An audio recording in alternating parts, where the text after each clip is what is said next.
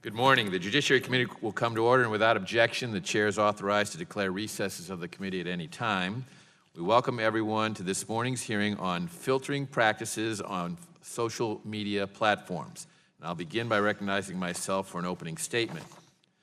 Today's hearing will examine how social media companies filter content on their platforms. According to a February 2018 fact sheet published by Pew Research Center, today, around 7 in 10 Americans use social media to connect with one another, engage with news content, share information, and entertain themselves.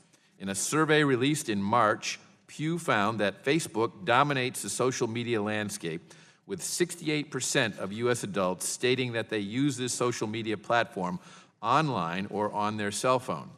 This same survey found that nearly 3/4 of U.S. adults use YouTube, a platform with many social media elements, including 94% of 18 to 24-year-olds. Also covered in this survey was Twitter, which controls a smaller demographic, but nevertheless attracts 40% of 18 to 24-year-olds to its platform. While it is clear that these numbers show that social media platforms have direct control over incredible volumes of user-created content, the method by which these companies manage this content is far from clear. Facebook, Google, and Twitter, in many cases, would like to appear as neutral channels. YouTube, a subsidiary of Google, for example, states that its purpose is to give everyone a voice and show them the world. But this goal and those of the others appear wildly aspirational and do not reflect the true nature of the business that these for-profit companies engage in. In reality, these companies, like all other legitimate businesses, are exercising great care and discretion to ensure that their services are not abused. For example, we know that they monitor content to ensure that no illegal activity such as fraud, piracy, identity theft, and sex trafficking, among others, is being committed on their platforms. This fact should not surprise us. Indeed, they are required to do so. However, beyond illegal activity, as private actors, we know that these companies manage content on their platforms as they see fit. The First Amendment offers no clear protections for users when Facebook, Google, or Twitter limits their content in any way. Moreover, they maintain terms of service pages which contain rules that users must agree to abide by in order to use their platforms. And at least in some cases, when content is identified as violating a company's terms of service, it is subject to human review. There is, however, a fine line between removing illegal activity and suppressing speech.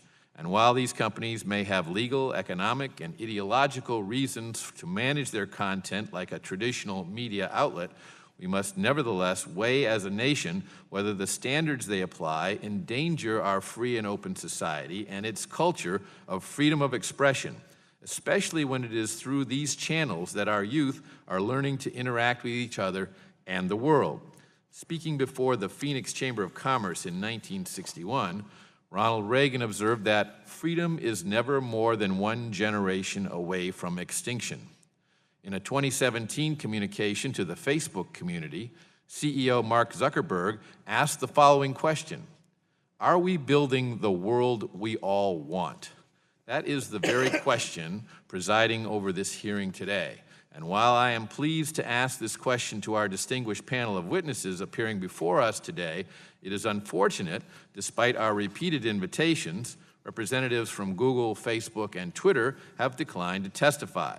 If this is any indication of their efforts to be more transparent, then we all may already have our answer to Mr. Zuckerberg's question. With that, I want to thank all of our witnesses in attendance today, and I look forward to your testimony. It's now my pleasure to recognize the ranking member of the committee, the gentleman from New York, Mr. Nadler, for his opening statement. Thank you, Mr. Chairman. Priorities matter, Mr. Chairman.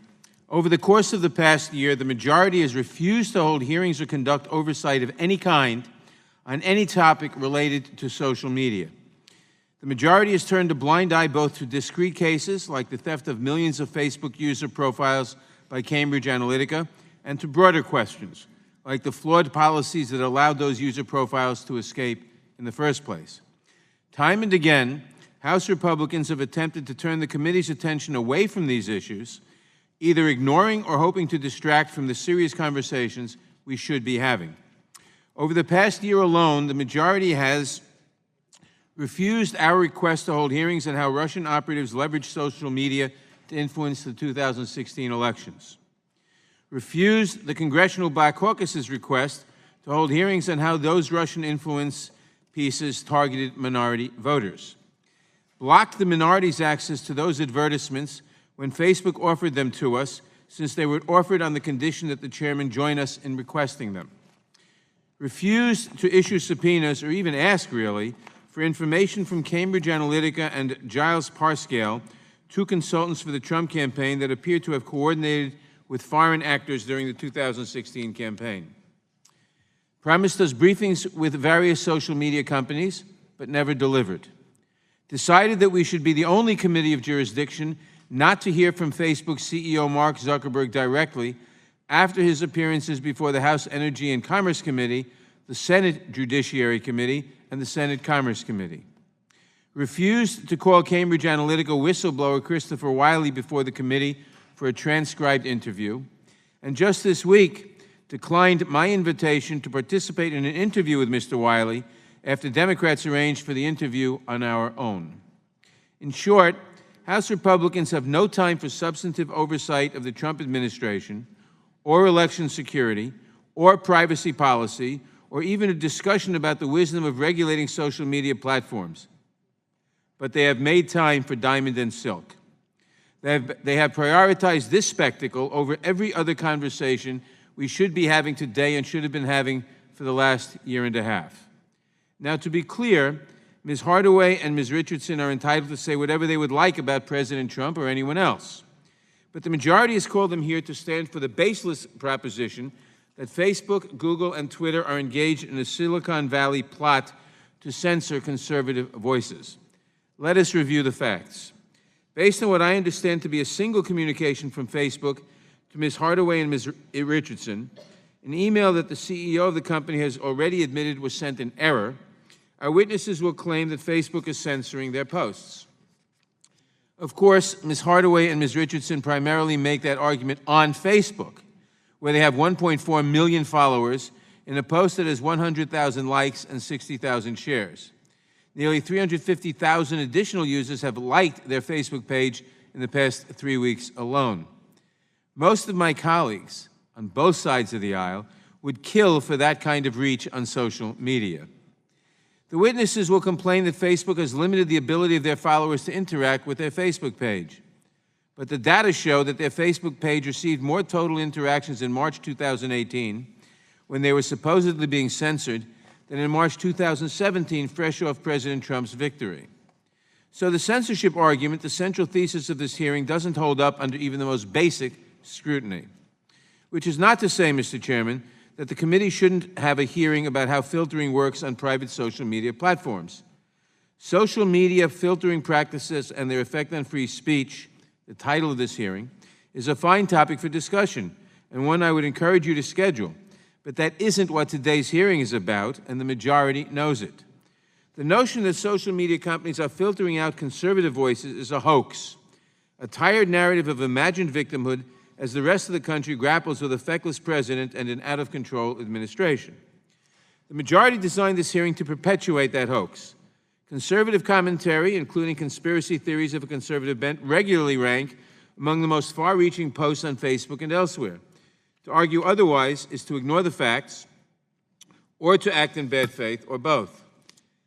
And to make matters worse, the majority has prioritized this hoax over matters that the committee should have investigated long ago.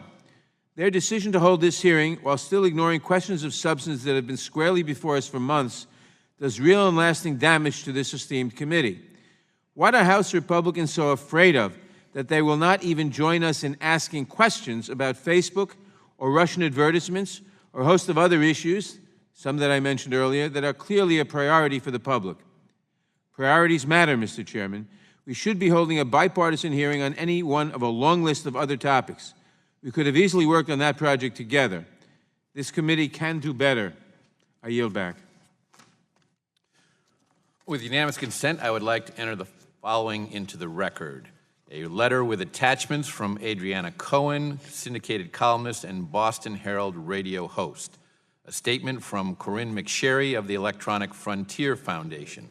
A statement from the Electronic Privacy Information Center, EPIC, and a letter EPIC sent to the Federal Trade Commission in 2011 regarding Google and search results on YouTube, and a statement from the National Religious Broadcasters.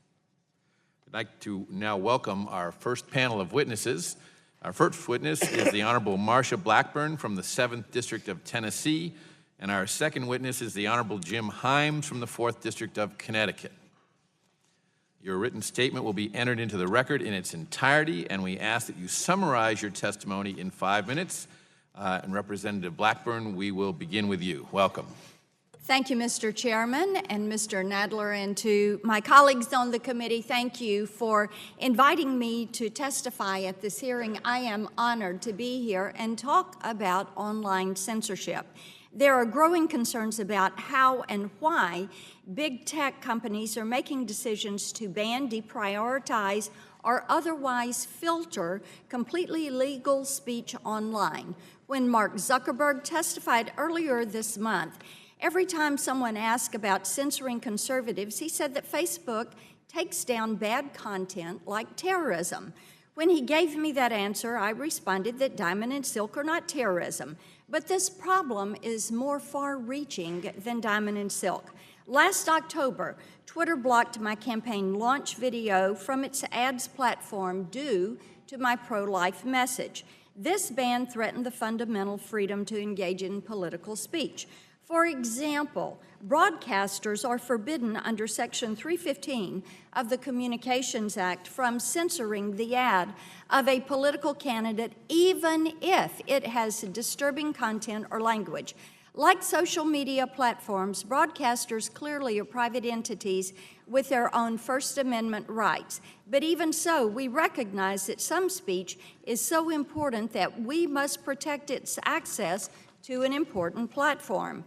Twitter reversed its decision in my case, but the bans keep coming. Just a few days ago, Google banned a large Lutheran denomination from its ads platform. YouTube banned the entire channel of Spikes Tactical, a well-known firearm manufacturer. When bans get reversed, we are told, well, mistakes were made. But why is it that the mistakes nearly always seem to run in one direction? To make matters worse, many of these decisions are made within the black box of an algorithm. Facebook recently tweaked its algorithm to prioritize content that is, and I'm quoting, trustworthy, informative, and local, end quote. No one knows exactly what that means, but we do know that since then there has been a significant reduction in traffic from Facebook to some of the most prominent conservative sites. As chair of the Communications and Technology Subcommittee, we held a hearing in November on algorithms. Our findings show that big tech platforms are the new public square, and their executives, as the gatekeepers, are the new governors. But these governments do not have a First Amendment. Free speech as a value is endangered even here in America and is non-existent in most of the world. We need to recognize that the global reach of these companies creates overwhelming pressure against free speech, and we need to do a better job of counteracting that pressure. But Section 230 of the Communications Act gives online platforms broad immunity from liability for user-generated content, except for a responsibility to take down certain things like child sex trafficking, theft of intellectual property, or terrorism.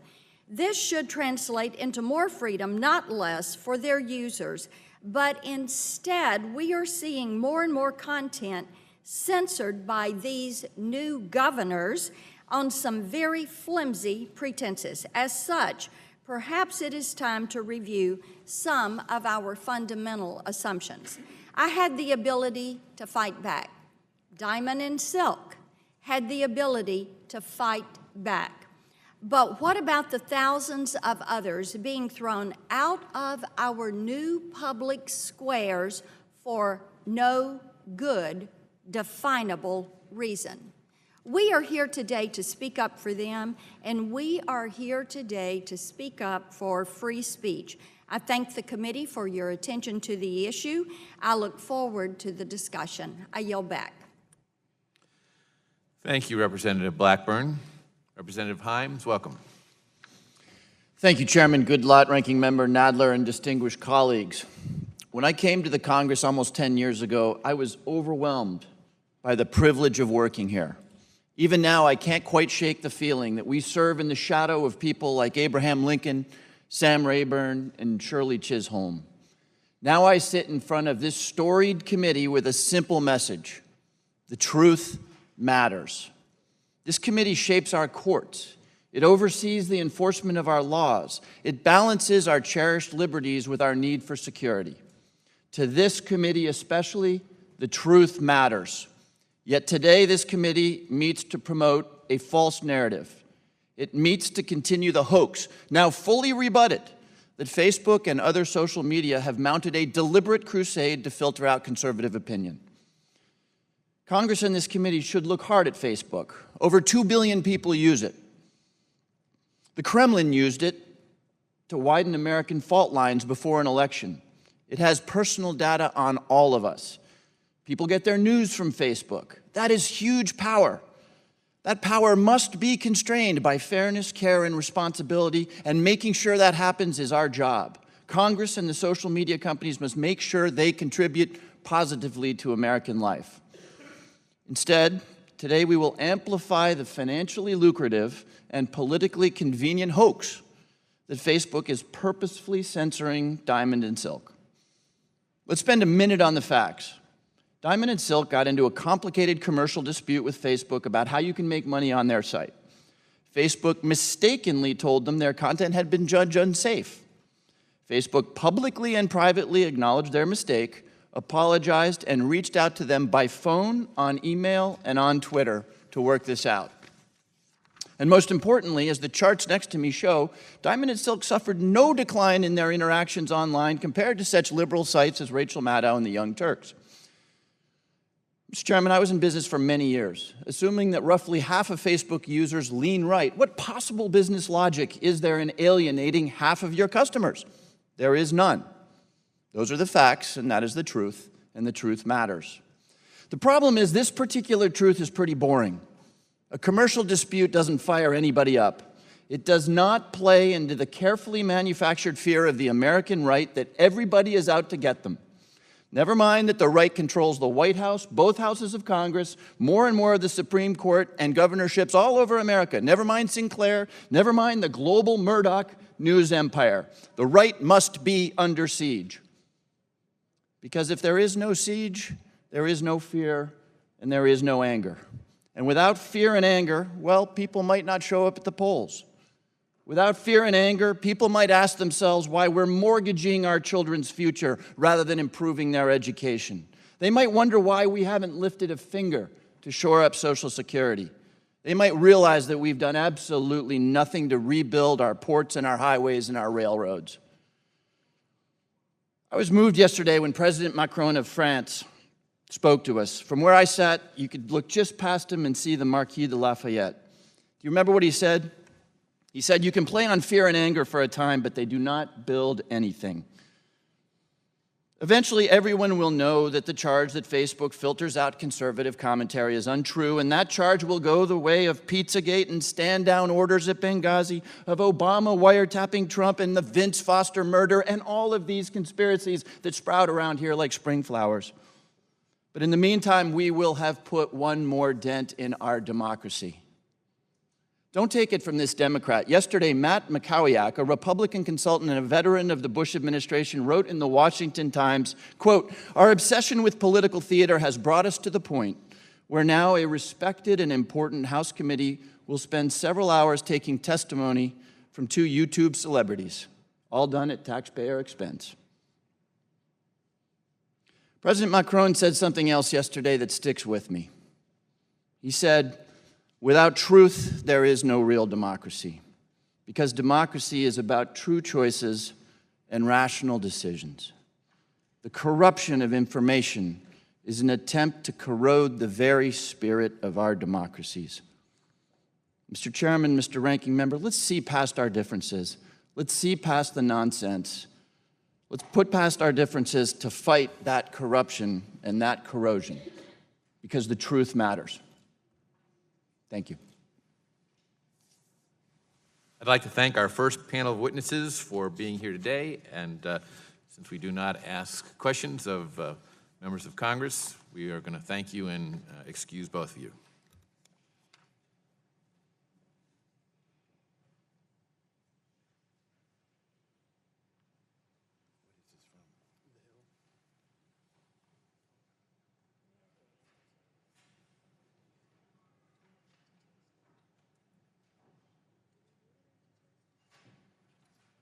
I think we have to visit later.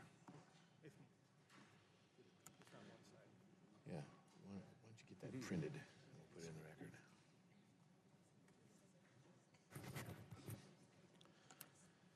I would now like to introduce our second panel. Our first witness, Google, which has refused to appear today, is ranked first in the world and in the United States for user traffic according to Amazon's Alexa, which tracks such data.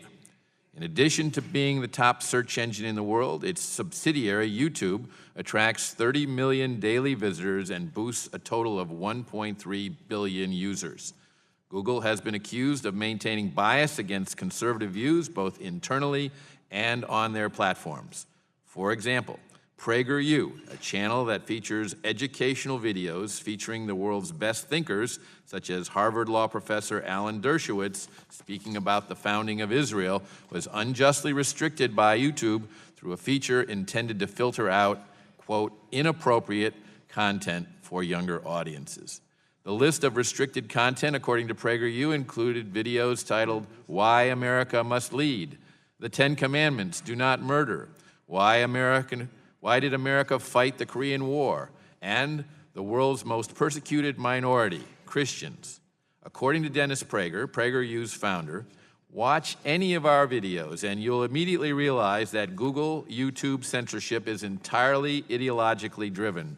For the record, our videos are presented by some of the finest minds in the Western world, including 4 Pulitzer Prize winners, former prime ministers, and professors from the most prestigious universities in America.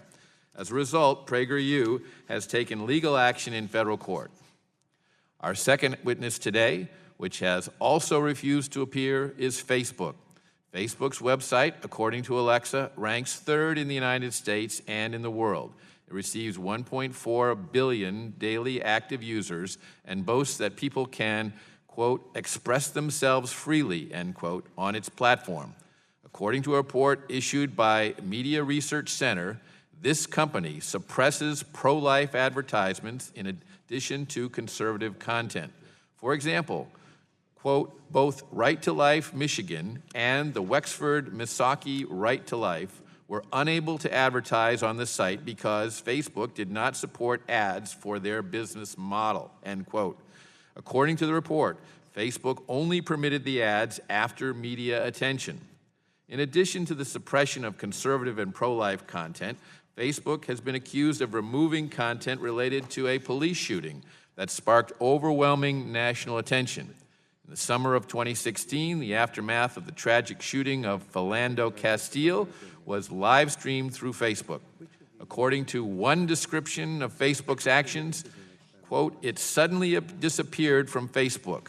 A few hours later, the footage reappeared, this time with a label affixed warning of graphic content. In official statements, Facebook blamed the takedown on a technical glitch, but provided no further details. I believe we will learn more about, quote, enforcement errors, end quote, and technical glitches, end quote, later in this hearing. Our third witness is Twitter. Like our other invited witnesses on this panel, Twitter refused to attend. According to Alexa, Twitter's website ranking is 8th in the United States and 13th in the world. In terms of traffic, approximately 8,000 tweets are sent per second. In addition to the attacks on Representative Blackburn's pro-life ads, Twitter has been accused of suppressing the pro-life advertisements of Live Action. According to the report issued by the Media Research Center, Twitter demanded Live Action purge not only its Twitter, but also its website of a multitude of content, including ultrasounds, in order for it to advertise on the platform. Twitter was effectively trying to force Live Action to stop promoting everything it did as an investigative pro-life organization. While this committee has presented the opportunity for these companies to come describe their filtering practices and answer questions that members on both sides of the aisle have about these practices, their refusal to appear only creates more questions and more concerns. The committee is resolved to have its questions answered directly by these companies, and we will pursue whatever means necessary to get those answers. We now welcome our third panel of distinguished witnesses, who I believe are here. If you would please, Mr. Chairman, you'll get a chance to question these witnesses. don't want to get an opening statement the way you just said.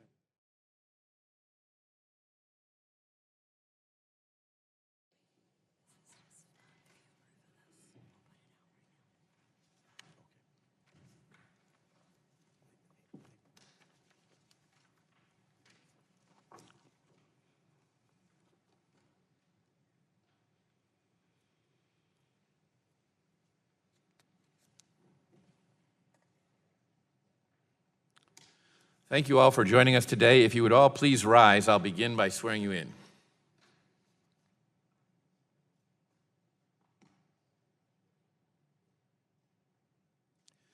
Do you and each of you swear that the testimony that you are about to give is the truth, the whole truth, and nothing but the truth, so help you God?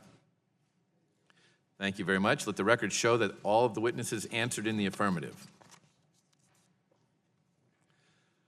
Our first witnesses are social media personalities Lynette Diamond Hardaway and Rochelle Silk Richardson. Our second witness, Baron Soka, the president of Tech Freedom.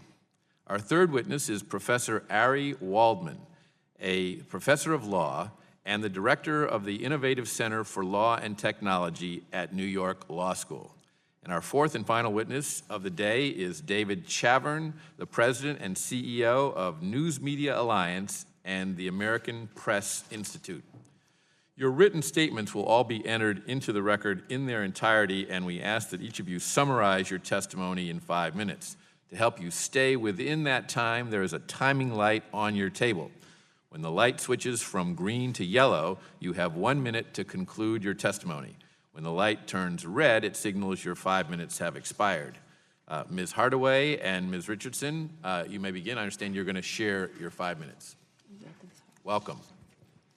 We would like to thank the Judiciary Committee for allowing us the opportunity to voice our concerns about conservatives being targeted and censored on social media platforms. Facebook, along with other social media sites, have taken aggressive actions to silence conservative voices such as ourselves by deliberately restricting and weaponizing our page with algorithms that censor and suppress our free speech. These biased algorithms are tactics designed to pick up on keywords, thus telling the pages how to behave in ways that repress and stifle express ideas, including shadow banning, which block our content from being seen by our followers while depriving our brand through the demonetization of our videos. Followers stopped receiving notification when we posted videos and content. Followers was also mysteriously unliked from our page. Subtle and slowly, Facebook used one mechanism at a time to diminish our reach by restricting our page so that our 1.2 million followers would not see our content, thus silencing our conservative voices. When we reached out to Facebook for an explanation, they gave us the runaround. Mark Zuckerberg testified before Congress and stated that the most important thing he cared about was making sure no one interferes in the 2018 elections. But after doing our research, we wondered if Mark Zuckerberg was using Facebook to interfere in the 2018 elections by labeling users' accounts as either liberal, very liberal, moderate, conservative, or very conservative. This is one of the main underhanded ways to censor conservatives. So if I'm labeled as very liberal without the option to edit it, update, and correct the settings, then algorithms are already put in place which allows advertisers that have liberal views, services, and causes to target me. And you can see the graph on the screen, and it shows clearly that our personal accounts have been already labeled. Diamond and Silk personal Facebook page has been labeled by Facebook as very liberal. Even though we are not very liberal, Facebook do not give us the option to change this label to conservative, making it less likely for us to see advertisement, news stories, and services for a conservative point of view. If Facebook labeled our user accounts as very liberal and got it wrong, how many more other users' accounts haven't they gotten wrong? On September 7, 2017, we received a message on our Facebook page which stated that limits has been placed on diamonds and silks, and you can see picture 2. You can see on picture 3 all of the complaints that have come in from our followers where they're not receiving notification. When watching our videos, it stopped. They can't watch our videos. We've also noticed how someone with a liberal point of view that spew hate against the president can garner up to 19 million views with only 539,000 followers, yet we have 1.2 million followers and only received 13,000 views on a video, and you can see that in picture 4.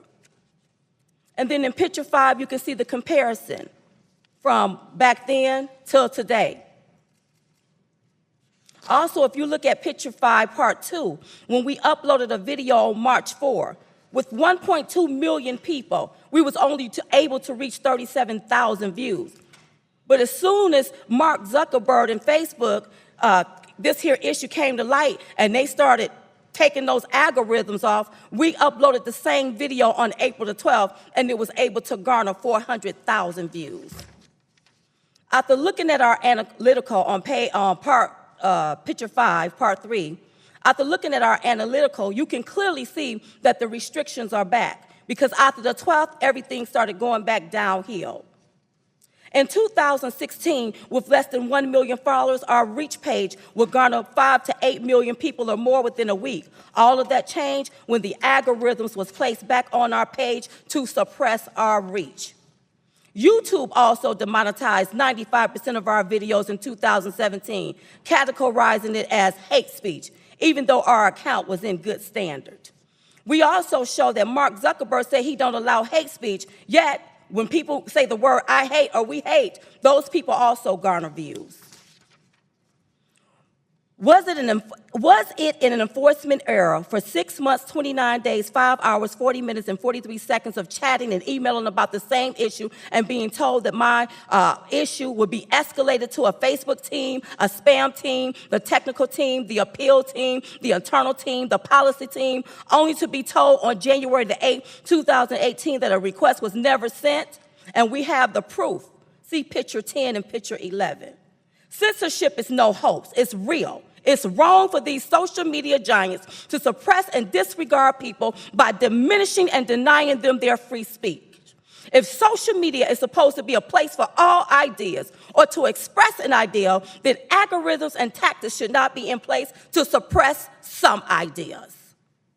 Thank you. Thank you, Ms. Hardaway. Mr. Soka, welcome. Thank you, Chairman Goodlatte, Ranking Member Nadler. Thank you for inviting Turn your microphone on. Thank you. Thank you, Chairman Goodlatte, Ranking Member Nadler, for inviting me to testify here before your committee today. Mr. Chairman, it's a particular honor to testify before your retirement. We at Tech Freedom haven't always agreed with you over the years, but I've always considered you to be among the most thoughtful members of Congress, a true lawyer's lawyer. I particularly commend you for the work that your committee did over the last year on how to combat online sex trafficking. The legislation produced by this committee was carefully tailored to help prosecutors stop sites like Backpage and ensure that victims receive restitution. Your bill, which I'm sorry to say was combined with another less thoughtful bill, would have done so without disrupting the careful balance struck by Congress in Section 230 of the Communications Decency Act of 1996. So I'm here today to remind lawmakers why Congress made the right decision in enacting Section 230 and to explain why a fairness doctrine for the internet would be an even worse idea than was a fairness doctrine for broadcasting. At recent hearings with Facebook's CEO, lawmakers repeatedly asked about Facebook's supposed political bias. As the president of a small nonprofit dedicated to free markets and constitutionally limited government in technology policy, I have never encountered such bias. Yes, we struggle to get our message out, but that's probably because our message is more complicated than the sensationalism coming from advocates for bigger government. We are, after all, lawyers and not activists. I often hear conservative groups complain about the bias of social media platforms, but from what I can see after a decade in this field, their real problem is that they just don't use social media well. And let's face it, the young people who use social media best and reshare it most eagerly are overwhelmingly left-wing. This isn't the fault of Facebook, Google, YouTube, or any other platform. It's just always been true. At the Zuckerberg hearing, I was dumbstruck to hear conservative senators call for what amounts to a fairness doctrine for the internet. First enacted in 1949, the FCC's fairness doctrine was supposed to encourage robust debate in broadcasting. Instead, it did the opposite. Broadcasters avoided controversial topics. That enforced bland orthodoxy on radio and television, entrenching what conservatives still call the mainstream media and stifling alternative voices like talk radio. It was President Reagan and his FCC who ended enforcement of this insane policy. And yes, eventually Democrats saw the light too. In 2011, it was President Obama's FCC chairman who finally took the fairness doctrine off the books forever. Yet now, apparently out of misdirected frustration, it is conservatives who are talking about reviving the fairness doctrine, and this time for the internet, and as a condition for the protections of Section 230. This idea would stand Section 230 on its head. In 1995, it was another Republican, Congressman Chris Cox, who recognized that holding websites liable for content created by their users would have the perverse effect of discouraging websites from acting as good Samaritans. Section 230 avoids what has been called the moderator's dilemma, ensuring that websites are free to remove objectionable content without increasing their legal risk. Facebook and other social media sites together employ literally tens of thousands of moderators to remove everything from sex trafficking ads to terrorist messaging. This simply would not have happened without Section 230's encouragement of non-neutrality. Consider Canada, where website operators have no general shield from liability for defamation claims over third-party content. As one Canadian internet lawyer put it, the innocent dissemination defense may be available, but it requires a high degree of passivity and ignorance. I don't think anyone in this room really wants passivity from social media platforms. We want them to filter content, and there's just no way to demand their political neutrality at the same time. What President Reagan said about the fairness doctrine in 1987 remains true today.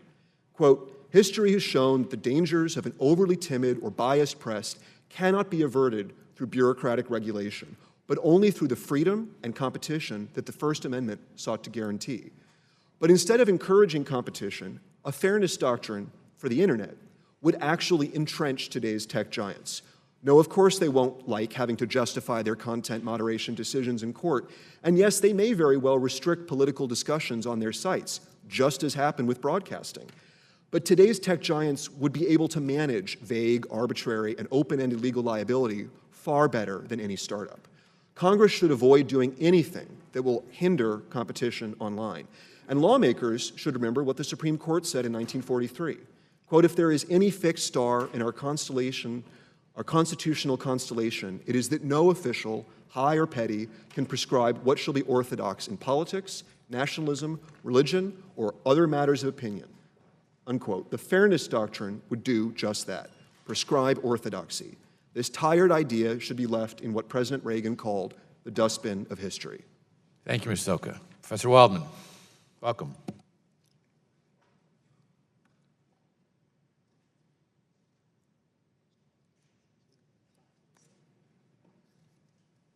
Chairman Goodlatte, Ranking Member Nadler, and distinguished members of the committee, thank you for inviting me to testify today. My name is Ari Waldman, and I'm a law professor at New York Law School. My goal today is to help the committee understand Facebook's editorial role, the dangerous implications of a world without content moderation, and the serious privacy implications of allowing Facebook and other social media companies to exist in a regulatory void. We all may have a First Amendment right, subject to some limitations, to say what we want free of government intervention. But we don't have a First Amendment right to Facebook's amplification of our words. So let's talk a little bit about how and why platforms like Facebook moderate content. We actually know quite a bit about what they do, partly because of the work of my colleague Kate Klonick, and also because Facebook published 27 pages of their moderation guidelines just a couple of days ago. First, how? Content moderation is a complex ecosystem of technology and people. Moderation sometimes happens before content is published, in that period between upload and publication. This is the automatic process, using data-trained algorithms that screen out things like child pornography, copyrighted material, or graphic violence. But content moderation mostly happens after publication, where moderators either proactively remove content that violate platform rules or reactively when users flag content that violates Facebook rules. For this, Facebook employs a large layered team of people trained to do this work. Platforms have normative and financial incentives to moderate content. Every platform designs values into its code. One of Facebook's central values is to bring friends together. As a result, and in response to the manipulation of Facebook by fake news sources, the platform redesigned its news feed to prioritize posts from our friends rather than from media or business pages. That's why engagement went down for some of those media and business pages, not biased moderation. The result is that lots of content gets filtered out, but no more so from the right than from the left. When victims of racist, homophobic, and sexist tweets and comments post those comments to call out the aggressors, it's often the victims that get suspended or banned. Activists associated with the Black Lives Matter movement have reported just as many, if not more, takedowns of images of police brutality and racism than of any of the takedown anecdotal evidence from the right. Facebook has a long history of banning photos from breastfeeding mothers. In 2014, the company suspended drag performers for using their drag names. An advertisement for a book featuring a queer vision of Jesus was also rejected. The artist, Michael Stokes, who is best known for his portraits of soldiers wounded in battle, has seen his portraits of queer soldiers taken down and his account blocked. At a minimum, mistakes happen on the left just as they happen on the right.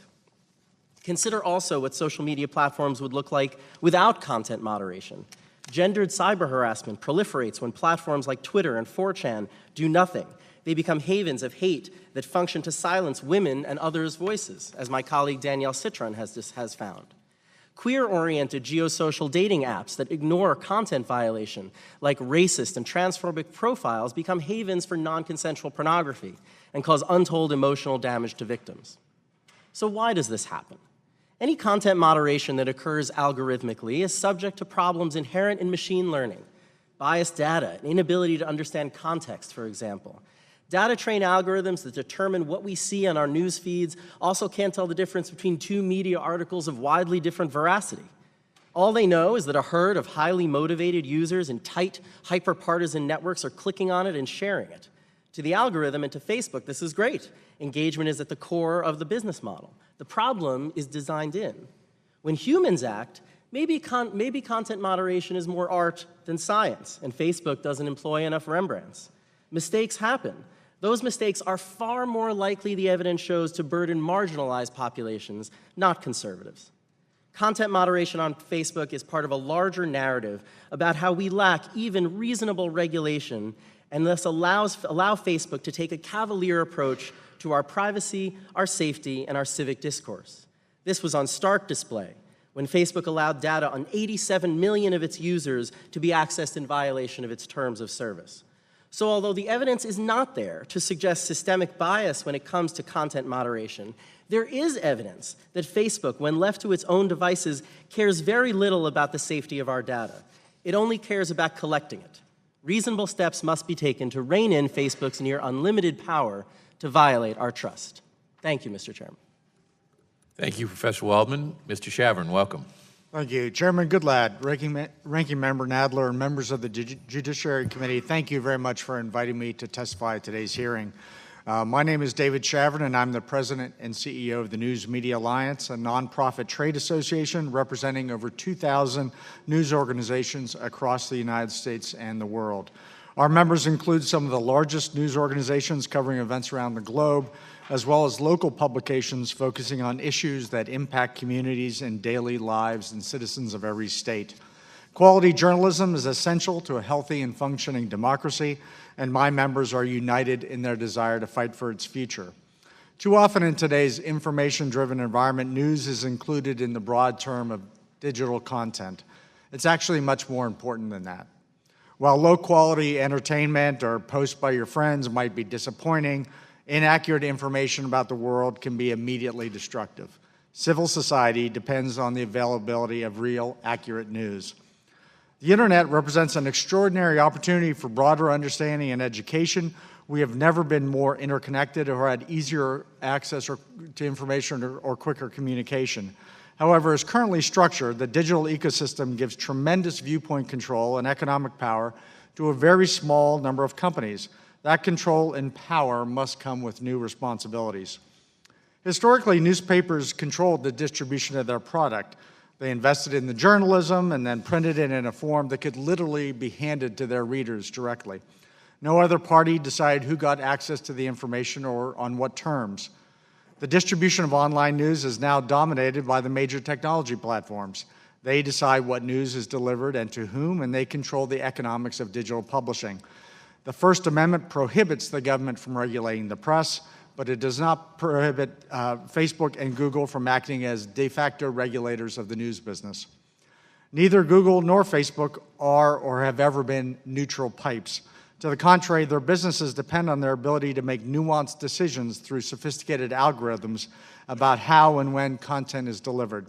The term algorithm itself makes these decisions seem scientific and neutral. The fact is that while their decision process may be highly automated, both companies make extensive editorial decisions about relevance, newsworthiness, and other criteria. The business models of Facebook and Google are complex and varied. However, we do know that they are both immense advertising platforms that sell people's time and attention. Their secret algorithms, and they are secret, are used to cultivate that time and attention, and we have seen many examples of the types of content favored by these systems, namely clickbait and anything that can generate outrage, disgust, passion. Their systems also favor giving users information very similar to what they had previously consumed, thereby generating intense filter bubbles, undermining common understandings of issues and challenges. All of these things are antithetical, actually, to a healthy news business and a healthy democracy. Good journalism is factual, verified, and takes into account multiple points of view. It takes a lot of time and investment. Most particularly, it requires someone to take responsibility for what's published. Whether or not one agrees with a particular piece of journalism, my members at least put their names on the product and stand behind it. Readers know where to send their complaints. The same cannot be said about the sea of bad information that is delivered by platforms in paid priority over my members' quality information. Honorable members of this committee, too much is riding on these issues to let them pass without action. The major technology platforms are no longer new or inconsequential. The choices they make have tremendous influence on the sustainability of the news business and many other industries across our economy. We offer no easy answers as to the ultimate regulation of these companies. In many ways, they present absolutely novel challenges to policymakers. However, with respect to the topic of today's hearing, a strong first step would be a simple acknowledgement of the immense filtering and decision-making power that both companies possess and exercise today. Neither company is neutral, and it's wrong to pretend they are. And from that flows a clear need for both companies to have enforceable standards on their algorithmic decision-making, particularly as to fairness and openness, and systems and policies that reward original quality information and content provided by trusted news organizations employing professional journalists. With respect to the latter, we wish to express strong support for H.R. 5190, the Journalism Competition and Preservation Act of 2018, recently introduced by Representative David Cicilline. We believe this bill would go a long way towards reducing the imbalances in the current system of content distribution. Thank you very much. Thank you, Mr. Chavern. We'll now begin questioning under the 5-minute rule, and I'll begin by recognizing myself. Ms. Hardaway, Ms. Richardson, thank you very much for your testimony. I'm sorry you've been through the experience you've been through.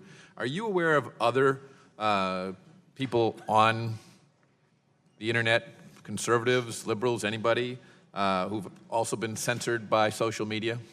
Well, we're looking at people like Governor Sarah Palin, just a lot of people that's been censored. Yes, even down to the President of the United States is being censored as well, with him having over 23 million people on his platform, unable to garner 1 million views on a video within an hour. Before the censoring, he was able to do that. Now he can't do that. So yeah, there's a lot of conservative voices that are being censored.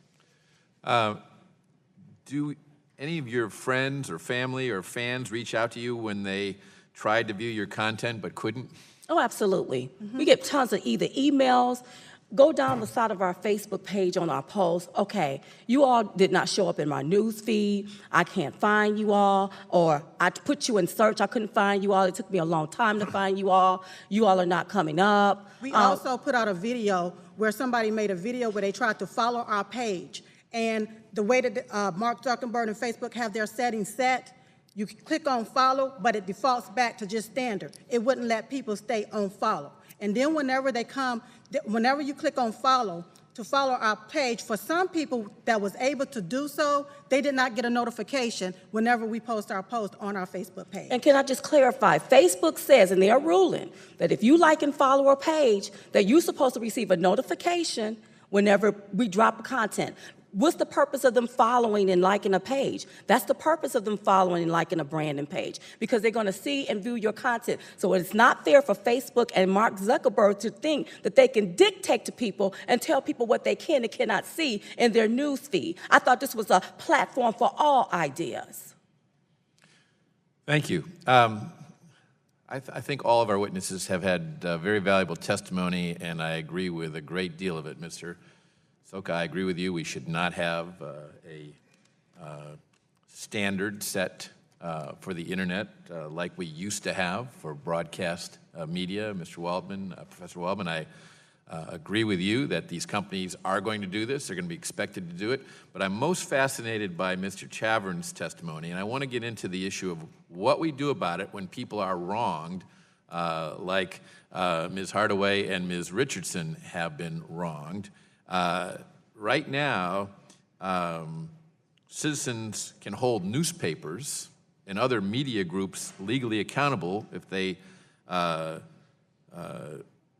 do certain things in their newspaper, whether it's publishing false information, showing indecent content, they use materials or photos they're not authorized or did not pay to use, and so on. Tech platforms are currently making in-depth decisions, like newspapers make, about what information users receive and how they receive it, often driven by financial and other unknown motives. So Mr. Zuckerberg himself has repeatedly said that his platform is responsible for the content that they host. Should the tech platforms be subject to the same content regulations and civil penalties and libel and slander that those who produce the content are responsible for? Well, thank you very much. I think we all have to acknowledge that these are novel businesses, right? People say, are they media companies, are they publishers? They're really attention businesses. They want more of your attention, and they will feed information to get more of that attention. I think we all have to be concerned about paths that would lead to them having more overt control over content or being in the content businesses. I'm not sure I'm excited about. How do we avoid that? Well, I think we can start by making them responsible for the power and decisions they have today. And how do we do that? We'll start by the algorithms, as we say, these rules that they determine. They sort of talk broadly about them, but nobody really knows what's in them. They are secret rules, and if you have secret rules, you don't get the benefit of the doubt. I think they have to start by being much more transparent about their decision-making and actually having enforceable standards about that decision-making, about things like fairness and openness.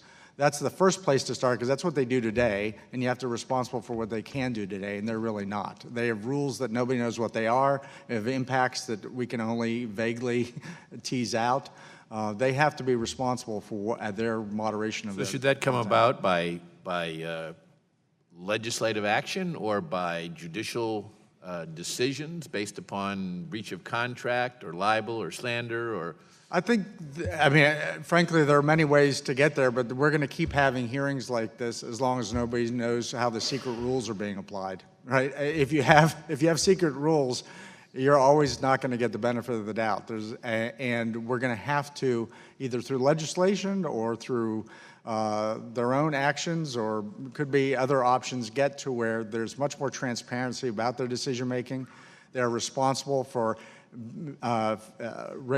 prioritizing quality content that is indicators of trust and not other kinds of content, and ultimately answerable for these decisions they make, because currently, right now, they're not. I mean, we're just sort of guessing about what their algorithms do. Thank you. Mr. Nadler. Let me begin by clearing up one important item. The central thesis of this hearing seems to be that social media companies use complex algorithms to suppress conservative voices on the internet. Set aside for the moment whether or not you approve of filtering practices and content moderation generally. Mr. Waldman, yes or no? Is there any compelling evidence whatsoever to support the notion that Facebook, Twitter, or Google intentionally suppress conservative content on their platforms? No. Thank you. Mr. Chavern, I hear your concerns about the effect of content filtering on the news media, but yes or no? Do you have any evidence that Facebook, Twitter, or Google intentionally suppress conservative content?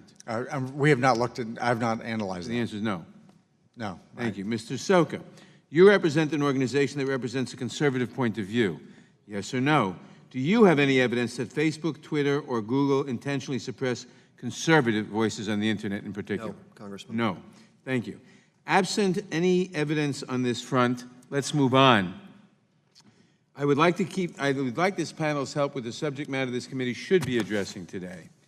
Mr. Waldman, earlier this week, we met with Cambridge Analytica whistleblower Christopher Wiley.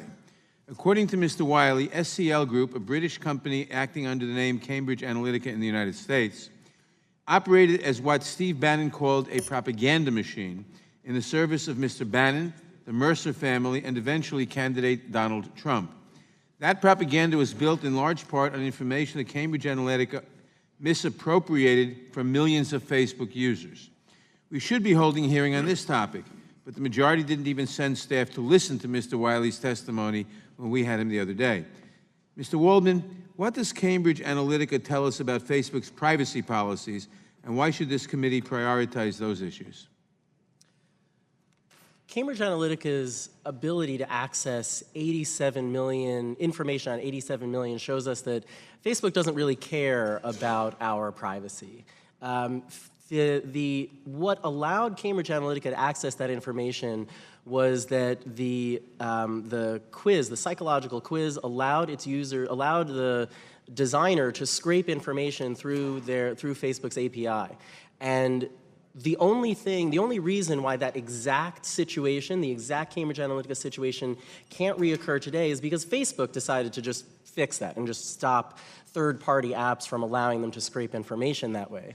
So that shows us that we are entirely at the mercy of Facebook's good graces to decide if they're going to allow this or if they're not going to.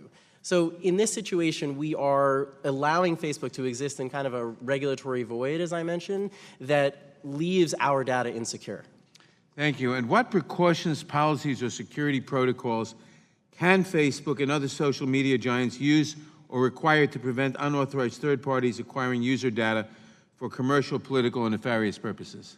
Well, I think we have to start at Facebook actually enforcing its rules. We learned shortly after the Cambridge Analytica fiasco that Facebook has an internal procedure where people are supposed to check up on the data usage of third-party applications. There's an entire team about it. One of the former employees wrote an op-ed, I believe, in the Washington Post that described, yeah, this was my job, but I was told that I really shouldn't be walking through all the steps that I'm supposed to. So all they did was call someone up and say, hey, are you using this data in the wrong way? And then never followed up. So at first, we have to make sure that Facebook is engaging the tools that they have in order to make sure that this data isn't being used improperly. Thank you. Now, looking back at the election in 2016, the Russian disinformation campaign may have reached over 126 million Facebook users, accounted for more than 1,000 videos on YouTube and included hundreds of thousands of messages and posts on Twitter. That accounts just for the 3 companies that were invited here today and whom I suspect would have come had Republicans shown that they take this subject matter seriously. Mr. Waldman, the Russian company indicted by the Special Counsel's Office for a conspiracy to defraud the United States, the conspiracy at the heart of the Special Counsel's work, spent an estimated $100,000 on Facebook ads. What information does this committee need from Facebook in order to determine the impact and reach of that ad by? Quickly, if you could, because my time is running out. Sure. We need what money was spent, where the money came from, what companies were involved and what banks were involved, the way they were targeted, the algorithms used, and how that information was processed. Okay. I have one final question of a more general nature, again to Professor Waldman. Everybody here, Mr. Soka, Professor Waldman, Mr. Chavin, has said there's no evidence that they've seen that Facebook intentionally discriminated against conservative views. But let's assume they had. Let's assume they had. Facebook is a private company. Sinclair discriminates against liberal views. Is there any difference in principle? Should we permit? Let's assume we decide that Facebook was completely discriminating against liberals or against conservatives. Should we do anything about that? There's an editorial... And the same question for Sinclair, for example, or Fox. Fox. There's an editorial role here. That's what companies that host content do. If they embed those particular values into their design, I'm not sure that it is this Congress's or this committee's role to say that Facebook has to have X amount of voices from the conservative side and X amount of voices from the liberal side. Congressman, I think I've made clear that I think the fairness doctrine in whatever context is a terrible idea. The government has no business policing speech, period. But I do want to emphasize, Congressman Blackburn noted earlier that there are certain rules on the books about broadcast speech. Those rules have survived scrutiny only because the Supreme Court has refused to grant full First Amendment rights to broadcasters. I think that decision, Red Lion from 1969, is outdated. But I just want to emphasize that we run into a real danger in these discussions of people saying, well, why can't we have a certain regulation that exists for broadcasting? Why can't we have that for the internet or newspapers? And the answer is very clear, because the internet, newspapers, and all other media other than broadcasting are fully protected by the First Amendment. Those rules would never survive First Amendment challenges if brought in court when applied to the internet. Thank you. My time has expired.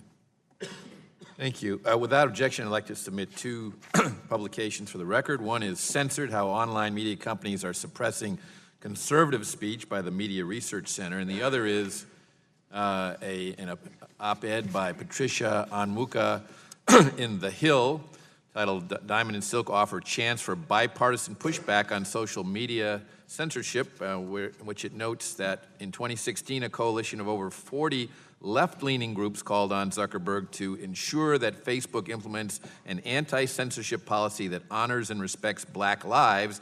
And in 2017, over 70 social justice groups wrote to Zuckerberg, again calling out the consistent and disproportionate censorship of Facebook users of color. Without objection, they'll be made a part of the record. The chair recognizes the gentleman from Texas, Mr. Smith, for 5 minutes. Thank you, Mr. Chairman. Mr. Chairman, I don't have any questions, but I do have a statement that's really addressed to the missing panel, and you have to wonder, what were they afraid of? Mr. Chairman, the censorship of conservative voices by social media has become more frequent and the consequences more serious. Social media companies have repeatedly censored, removed, or shadow banned conservative journalists, news organizations, and media outlets that do not adhere to their political views. Google's new fact-checking feature appears to target conservative websites.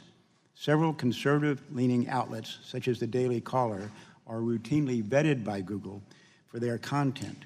Equally partisan sites, such as Vox, the Huffington Post, Daily Kos, Mother Jones, and other left-wing outlets and blogs, are not given the same treatment. In March, Twitter censored a Drudge Report tweet of the 2020 campaign slogan, "Keep America Great," as politically sensitive content. Unfortunately, we can expect to see a lot more of these examples in the future. Facebook recently announced this month that it would cut news articles' share of the news feed from 5% to 4%. Facebook would boost certain trusted news outlets and suppress other less trustworthy sources.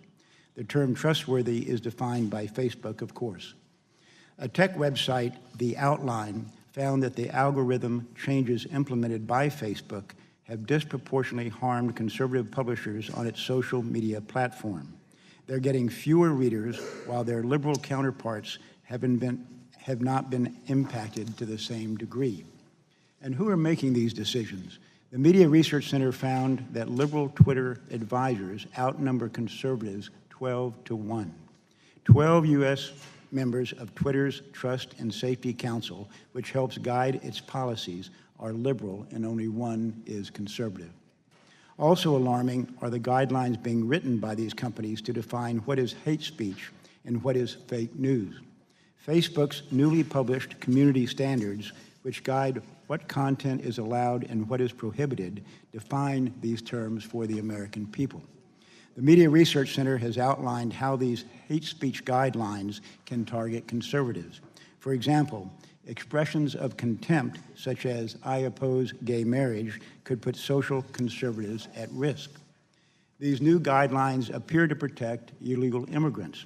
Saying illegal immigrants should return to their country of origin would result in a violation of guidelines on Facebook.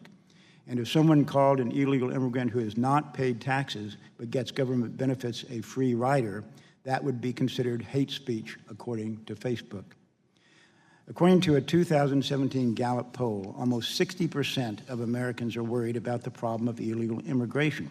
So if those Americans were to post their concerns on Facebook, they would be accused of hate speech. A majority of Americans could be censored under Facebook's guidelines. As private companies, social media can censor or suppress anyone they want. That's their First Amendment right to freedom of speech. But they should be held accountable by the American people. And the public should realize they are getting slanted information. If social media companies continue to silence conservative viewpoints, millions of Americans should either support alternative platforms or boycott the biased media. Thank you, Mr. Chairman, and I'll yield back. Chair thanks the gentleman. Recognize the gentleman from California, Ms. Lofgren, for 5 minutes.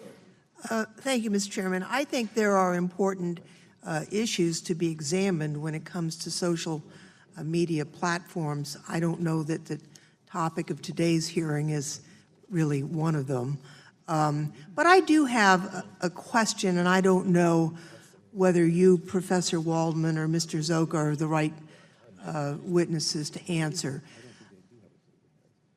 One of the reasons why the influence of the Russians resonated so well from their point of view was the use of bots in amplifying false narratives. And the question is, what jurisdiction, if any, do we have to regulate essentially bots, false personas on a platform? I'm not sure there's a great hook, but it occurred to me that all of the social media platforms have value based on their reach.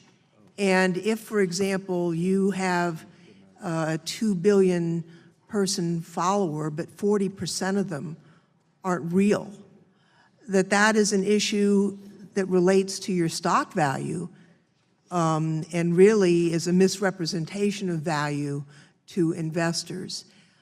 I wonder if you have thoughts on how we might either regulate or work with social platforms to reduce or eliminate false persona or bots on social platforms. Congressman, thank you for the question. I just want to note at the outset that when we do that, we run the risk of restricting anonymous speech online. Now, I will note that Facebook and Twitter have chosen very different approaches, and that, to me, is the free market at work. Facebook is a community where everyone is supposed to use their real name. Twitter is not. And Twitter is, for that reason, much more vulnerable to the use of bots. If I may, I'm not talking about anonymity. I'm talking about false persons. Now, if you're Twitter and you say, I've got a billion followers, but 500 million don't exist, what does that say about your share value? Well, the problem, Congressman, is distinguishing the fake follower from a real person. You know, the old joke that on the internet no one knows you're a dog. You could also say no one knows you're a bot. It's not easy to identify those accounts, and the more we pressure those companies to do that, the more we put them in a position of being accused of censorship, because they will inevitably make mistakes. So, of course, there are things that they could be doing, but this is a difficult technological problem, and I'm frankly very uncomfortable with the idea that the government, whether it's through the SEC, which indeed has started sending letters to companies, they sent one to Yahoo yesterday about a failure to notify its investors about a data breach. There are many Well, data breach is a very different issue. It is very different. My time's almost up. I want to let Professor Waldman, who looks like he has something to say on it, Thank you, also Congresswoman. to comment. I remember that cartoon, and the internet is a lot more mature today. Actually, everyone knows you're a dog, so. The internet is a lot more mature today. The technology is a lot better today. I take the example, I think there is a role for regulatory agencies like the FTC to play, but we can also take the example of now Senator but then Attorney General Kamala Harris in California, who recognized issues with the technology companies that she had a responsibility to regulate, got them in a room together and decided these are the tools that we need to work together on. We need to make sure that gendered cyber harassment is not proliferating, non-consensual pornography, et cetera. And together, using the stick of potential AG enforcement under California Online Privacy Protection Act and other regulatory tools, she got companies together to come to an agreement about how they're going to use technology to make their platforms safer. I think we could do that too. Let's try to first work with technology companies. Well, I come from Silicon Valley, Yeah, so of course. this is not a new concept to me. But the real question, I guess, is in terms, I don't think it's that difficult to identify bots, honestly. I mean, maybe at some future date, people will become more creative and it will be more difficult, but it's not so difficult now. And the question is, what is the standard of knowledge for the companies, especially publicly traded companies, and what is their liability exposure in terms of securities? And maybe we need a securities law expert to help answer that. So my time has expired, Mr. Chairman. I yield back. Sure, thanks, gentlewoman, and recognizes the gentleman from Ohio, Mr. Shabbat, for 5 minutes. Thank you, Mr. Chairman, and I'll go to Ms. Hardaway and Ms. Richardson, I think better known as Diamond and Spice, first, if I can. Diamond and Silk, my apologies. Hopefully I get the rest of it right. Okay. Mr. Nadler introduced and asked the other three gentlemen about whether there was any evidence of Facebook or others blocking conservatives, and they indicated no, they didn't really have anything. But he didn't ask you those questions, and it's my understanding that you have personal knowledge of this, in fact, experienced this yourselves, being blocked because it actually happened to you. Is that correct? Yes, that is correct. And buried deep in the settings of Facebook, there is a setting called Your Categories, which Facebook label individual account as either liberal, very liberal, conservative, or very conservative. Our personal Facebook account have been labeled very liberal, thus meaning that anybody that is advertising or want to advertise, that's the only type of advertisement that we will see on our Facebook page. So if you are in a conservative and you're advertising as a conservative, your reach will not be far. The reason being is because there are individual Facebook pages that have been labeled as very liberal. Now, with this particular setting, we cannot change it, we cannot correct it, we cannot update it. This has been a default setting set by Facebook on individual personal pages. Okay. With that setting set, if you cannot change it, then guess what? Facebook control what you see. That's right. Let me move on if I can. It's my understanding that you talk about a whole lot of different things, and one of those is President Trump, is my understanding. Yes, we do. And I think in general, you tend to agree with and agree with some of his policies and have been generally pro-President Trump. Is that accurate? We love our president. We love his agenda.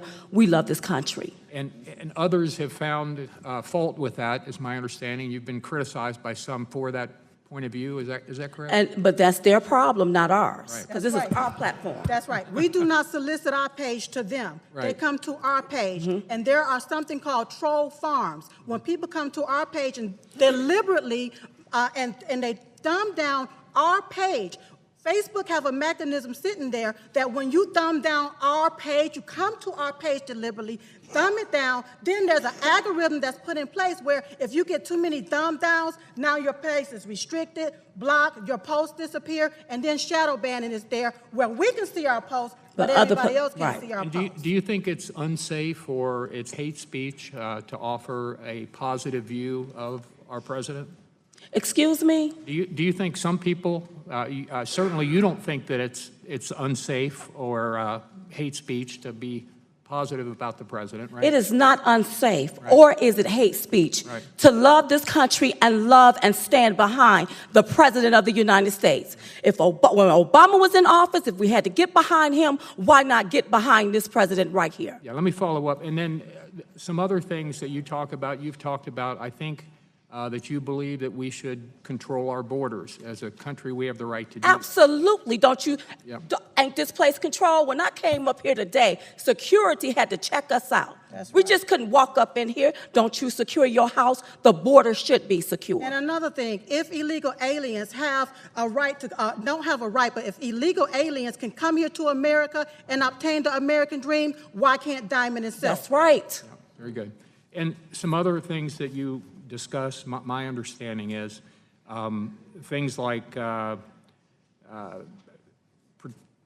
protecting the unborn. Is that something that you've discussed in the past, that you think that we ought to protect those that have a right to have life? Is that something that Absolutely. Absolutely. have a right to Yeah, and first of all, those are our beliefs. Right. And we have a right to those beliefs. Right. What's wrong with the way we believe? Why is it now in this country, whatever used to be right is wrong, and what's wrong now is right? If I have a belief, that's my belief. But nobody have a right to censor my free speech. Yeah. Nobody has a right to do it. And to maliciously and deliberately do it is what really irritates me. It just irritates me. Very good.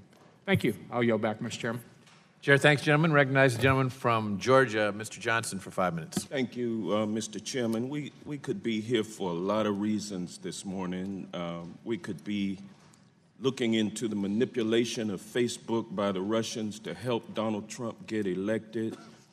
We could be looking into the Russian interference with the presidential election. We could be looking at Russian hacking into state election processes. We could be talking about in this committee legislation to protect the Mueller investigation. None of those areas has this committee been involved with during the last 15 months that we've been in session. We could be talking about gun control. We could be talking about the DREAM Act in this committee. No hearings whatsoever. But what we are dealing with today, we're giving a platform to Diamond and Silk. And you ladies are very impressive to me. You have taken something and you have moved forward with it, exercising your First Amendment rights. And you've made a ton of money off of Facebook. Isn't that correct?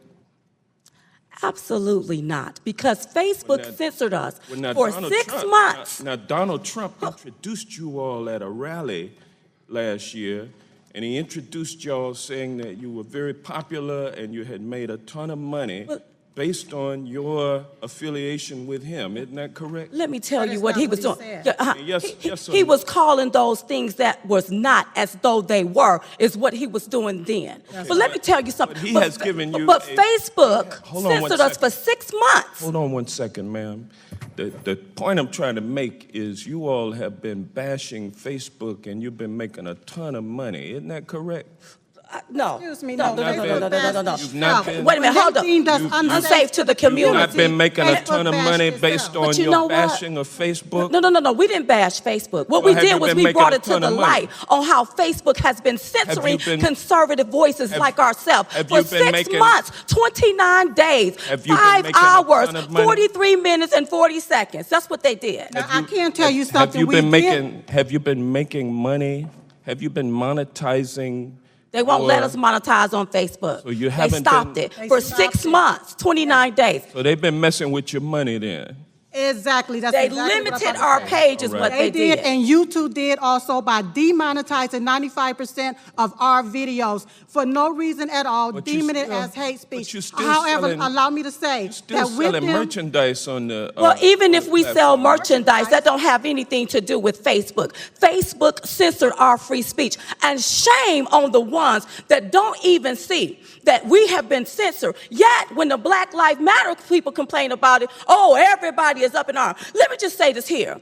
If the shoe was on the other foot and Mark Zuckerberg was a conservative and we were liberals, oh, all fences and all chains would have broke loose. You know it and I know it. But what I find appalling is that these Democrats, they don't want to take up for our voices. Democrats because would we be support in the street. president. Democrats would be in the street Okay, right now I'd like to- marching and I'd like calling to him give all you a- type of racist. I'd like to That's give what you a would be little bit doing more right now. time. I'd like Yeah. to give you a little bit more time, but I got to move on. I only got a minute left. Okay. But I appreciate you all for your entrepreneurial spirit. That's and part we're of the and we're American giving you a dream. And we want to tremendous- attain it too. And we're giving you a tremendous platform with this hearing to make a ton of money when it's over. That's right. And I hope everybody on Facebook can follow us. if And they like, would yes, to. that's right. That's right. And they can Because that's subscribe. what it's supposed to be about. what it's It's supposed to be supposed to be about the obtaining the that's American right. dream. We are African American women. That's If right. illegal aliens can come over here and build businesses, why can't we? Why And can't we were we? born on this soil. Well, Oh, now- you don't have a right to silence my voice. Well, now Absolutely not. I've always heard though that diamonds are a girl's best. They are, and they hard too. And if I got to be hard and be firm with you, I That's will. right. You're not going to brush us off and dismiss us No, you're not. like we don't have merit here. But you These prefer- people censored us Yes. for no reason. They put limitations on our page for no reason, and that was wrong. But rather than diamonds, you're seeking money with Facebook. Isn't that correct? Well, you know what? If Facebook is a platform for you to make money, then so be it. Everybody right. else do Well, I it. respect- And don't stop us from making any. And don't make us feel guilty because we and other people that's built their brand page want to make money. We've spent plenty of money. All That's right. Okay, I'm with you on that. Mm-hmm. I'm just astounded that this committee would stoop to this level to be positioning you all to make more money. We really thank the committee for Allowing this us. to the I'm light, sure for that- little I'm a- voices like us. I'm sure that you- It's little voices Thank you. like us. Because it wasn't you. You didn't do it. Thank The you. time of it the was- gentleman has expired. I thank the exchange. The gentleman asked the questions, the ladies answered his questions, and the chair now I recognizes. thank the chairman. The chair now recognizes the gentleman from Iowa, Mr. King, for 5 minutes. Thank you, Mr. Chairman. Let me see, I'd almost tempted to yield my time back to Mr. Johnson, but Bring it. Come on. instead, before I forget, I have some documents I'd like to ask consent to enter into the record. The first one is from Mr. Jim Hoft of the Gateway Pundit, St. Louis, and he's the one who I think initiated the beginnings of this hearing today. He has taken a pretty hard hit himself in multiple different ways, and I've watched as his views have gone from been dropped down from 33%. Facebook page was 33% of the overall views, down to 3%. That's right. 1/11 of what it was. That would be evidence of censorship, in my opinion. A number of other comments in there that I'd like to introduce that into the record, along with a Christian publisher says Google banned it over faith we express, which illustrates that quoting the Bible can get you censored in this country. And there are multiple charts here delivered by a Gateway Pundit of other, here's Gateway Pundit's traffic, here's the president's traffic, which the gentleladies expressed in their testimony. The Young Conservatives traffic, which went from around 5.75 million down to essentially nothing. And in a similar period of time, multiple other sites, conservative sites, all of them, the graphics and the charts, it's the best material out here that quantifies this impact, I think, produced by Mr. Jim Hoft. And I hope that one day he can come and testify before this Congress as well, because my private conversation with him has been very powerful, and I ask unanimous consent to introduce these documents into the record. In hearing no objection. That objection be made part of the record. Sorry. Thank you, Mr. Chairman. And now, where do I go with this? My first thoughts are this, that I'm thinking about a situation like Jim Hoft and Gateway Pundit, the fourth most influential conservative pundit throughout the last election cycle, watching his traffic be cut to 1/11 of what it was just on Facebook alone. Yeah. And I don't see that Jim Hoft has as much television presence, perhaps, as our Diamond and Silk have. So I wanted to ask you, Ms. Hardaway, or you, Ms. Richardson, if you didn't have a spot on Fox News, if you had to rely on just watching your traffic go down on YouTube and on Facebook and on Twitter and wherever else, would you have a chance to have a voice to express this, or could it be that because you had another outlet, this issue came up far enough that now America's watching? Absolutely. Absolutely. Because we had another outlet, because the Republicans, certain Republicans spoke out about it and took up for the little voices like ourselves is how this came to light. If not, we would, when they deemed us unsafe to the community, it would have been that. They told us we couldn't appeal it, we would have been out. And this is what happened oftentimes with people in our country, particularly minorities, where these big giants, they take and they put their feet on your neck. They pull the rug right up from under you and then dare you to move. You know, they tell us to pull ourselves up by our bootstraps. But how can we do that when they take those same straps and use them to hang us out to dry? That is not fair, and that's got to stop in this country. And it stops today. With everybody. You know, I really appreciate the way you look at the American dream. I want my right to earn the American dream. That's right. That's right. And is there any difference in your mind between, say, Facebook and Twitter and YouTube, those, we'll call them utilities, not necessarily public utilities, but utilities? Is there any difference between them and, let's say, UPS and FedEx? If you're making your living selling things and shipping it out on FedEx, is that any different than it is making your living by pitching a message out through Facebook? Absolutely, because listen, they have these platforms to have it where you can monetize. You can make money off of these platforms. So if you're building your brand and you're pumping money into building your brand, it is not fair for somebody to change the rules in the middle of the game. And I think that's what's happening with the American people, some of them. You change the rules in the middle of the game, and then people are left out to dry. That's not fair. Let me clarify this question. What if you're producing a product, and maybe it's home little garage factory or a larger factory, and you're shipping that product out on FedEx, and FedEx decides you're conservative, so we're not going to deliver your product to your customers. Is there a difference between what's going on with Facebook and what would be going on under that circumstance? Well, that would be, to me, discrimination. Yeah, it's on both, discrimination on both sides. On both sides. And listen, wait a minute. This is for all voices. No voices should be censored. None. And this could be bipartisan. I don't care if you're on the left or the right. The deal is that no voices should be silenced, and you should not be discriminating. If it's a platform to express all ideas, express all ideas. All ideas. Not just one side. That's not right. just put it where it's one-sided, where I'm just seeing liberal views, where you have my account deemed liberal when I'm very conservative. I am a Republican, but you don't have that up there. And why are you making those decisions for me? Why didn't you give us the opportunity to put in what we are, our political affiliation? And what does our political affiliation have to do with Facebook? Just think about that. I want to let you know that I tweeted you out to see if you were blocked on mine, and you're still alive on my Twitter. So thank you very much. Appreciate your testimony, and I yield back. Would the gentleman yield? I would yield to the chairman. I just want to thank the gentleman for yielding and take note that it would be nice if these three companies were here to explain themselves and their policies and whether they truly are fair to people all across the political spectrum. Because I put in the record liberal organizations that were concerned about this too. They set themselves up as a platform. They need to promote free speech, not stifle it. Right. Did the gentleman yield for a second? Yes, the gentleman controls time, but I'll yield him an additional yield. I'd yield to you. Thank you. I just want to point out one thing. Ms. Hardaway and Ms. Richardson have had interesting testimony about their interactions with Facebook. and maybe Facebook has treated them unfairly, and maybe not, I don't know. But that doesn't establish a pattern, which is the subject of the hearing. Every one of our other witnesses has said there is no evidence that Facebook is discriminating against conservative views in any way. There may be liberal people who have had the same types of problems or not.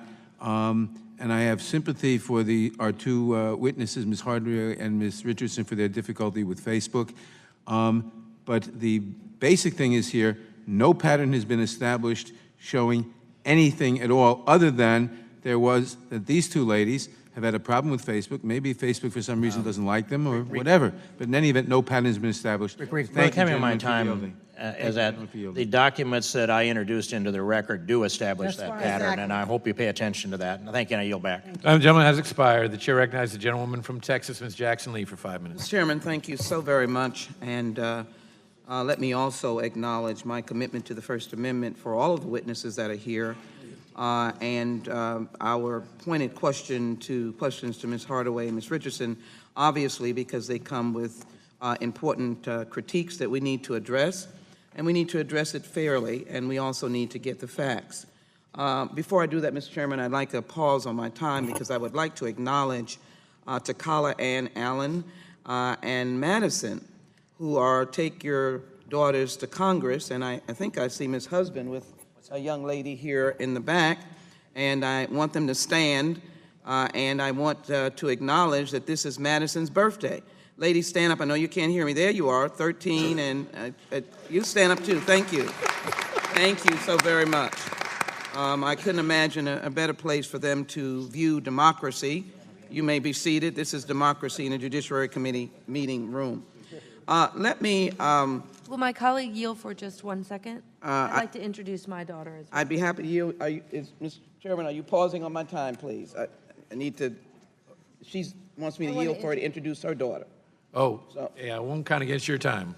Okay, but... Tatiana, stand up, from Philadelphia. Thank you for being here. Thank you. Thank you. I'll be happy.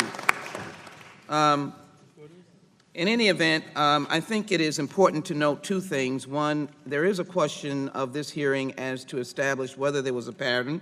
I think that's very important. I think we probably have to have 10 hearings, and I don't view this hearing as particularly important. I do want to take note of the fact, Mr. Chairman, that the Senate has just passed out of committee the special counsel legislation, of which it would be appropriate for us to hold a hearing on the special counsel legislation to protect Special Counsel Mueller. That is, in fact, a bipartisan bill with a number of Republicans on it. So I hope, and let me make a formal request that we do so and mark up that bill that has been introduced by Mr. Nadler. I'd also like to introduce into the record articles from Ms. Hardaway, Ms. Richard, dealing with expressions of dismay or disagreement with a number of entities. Ask unanimous consent to introduce exclusive diamond silk crash Hillary Clinton's race baiting. She is not our slave master. Diamond silk criticized Michelle Obama, and then, of course, a message for Oprah. Ask unanimous consent to put these in the record. Thank you.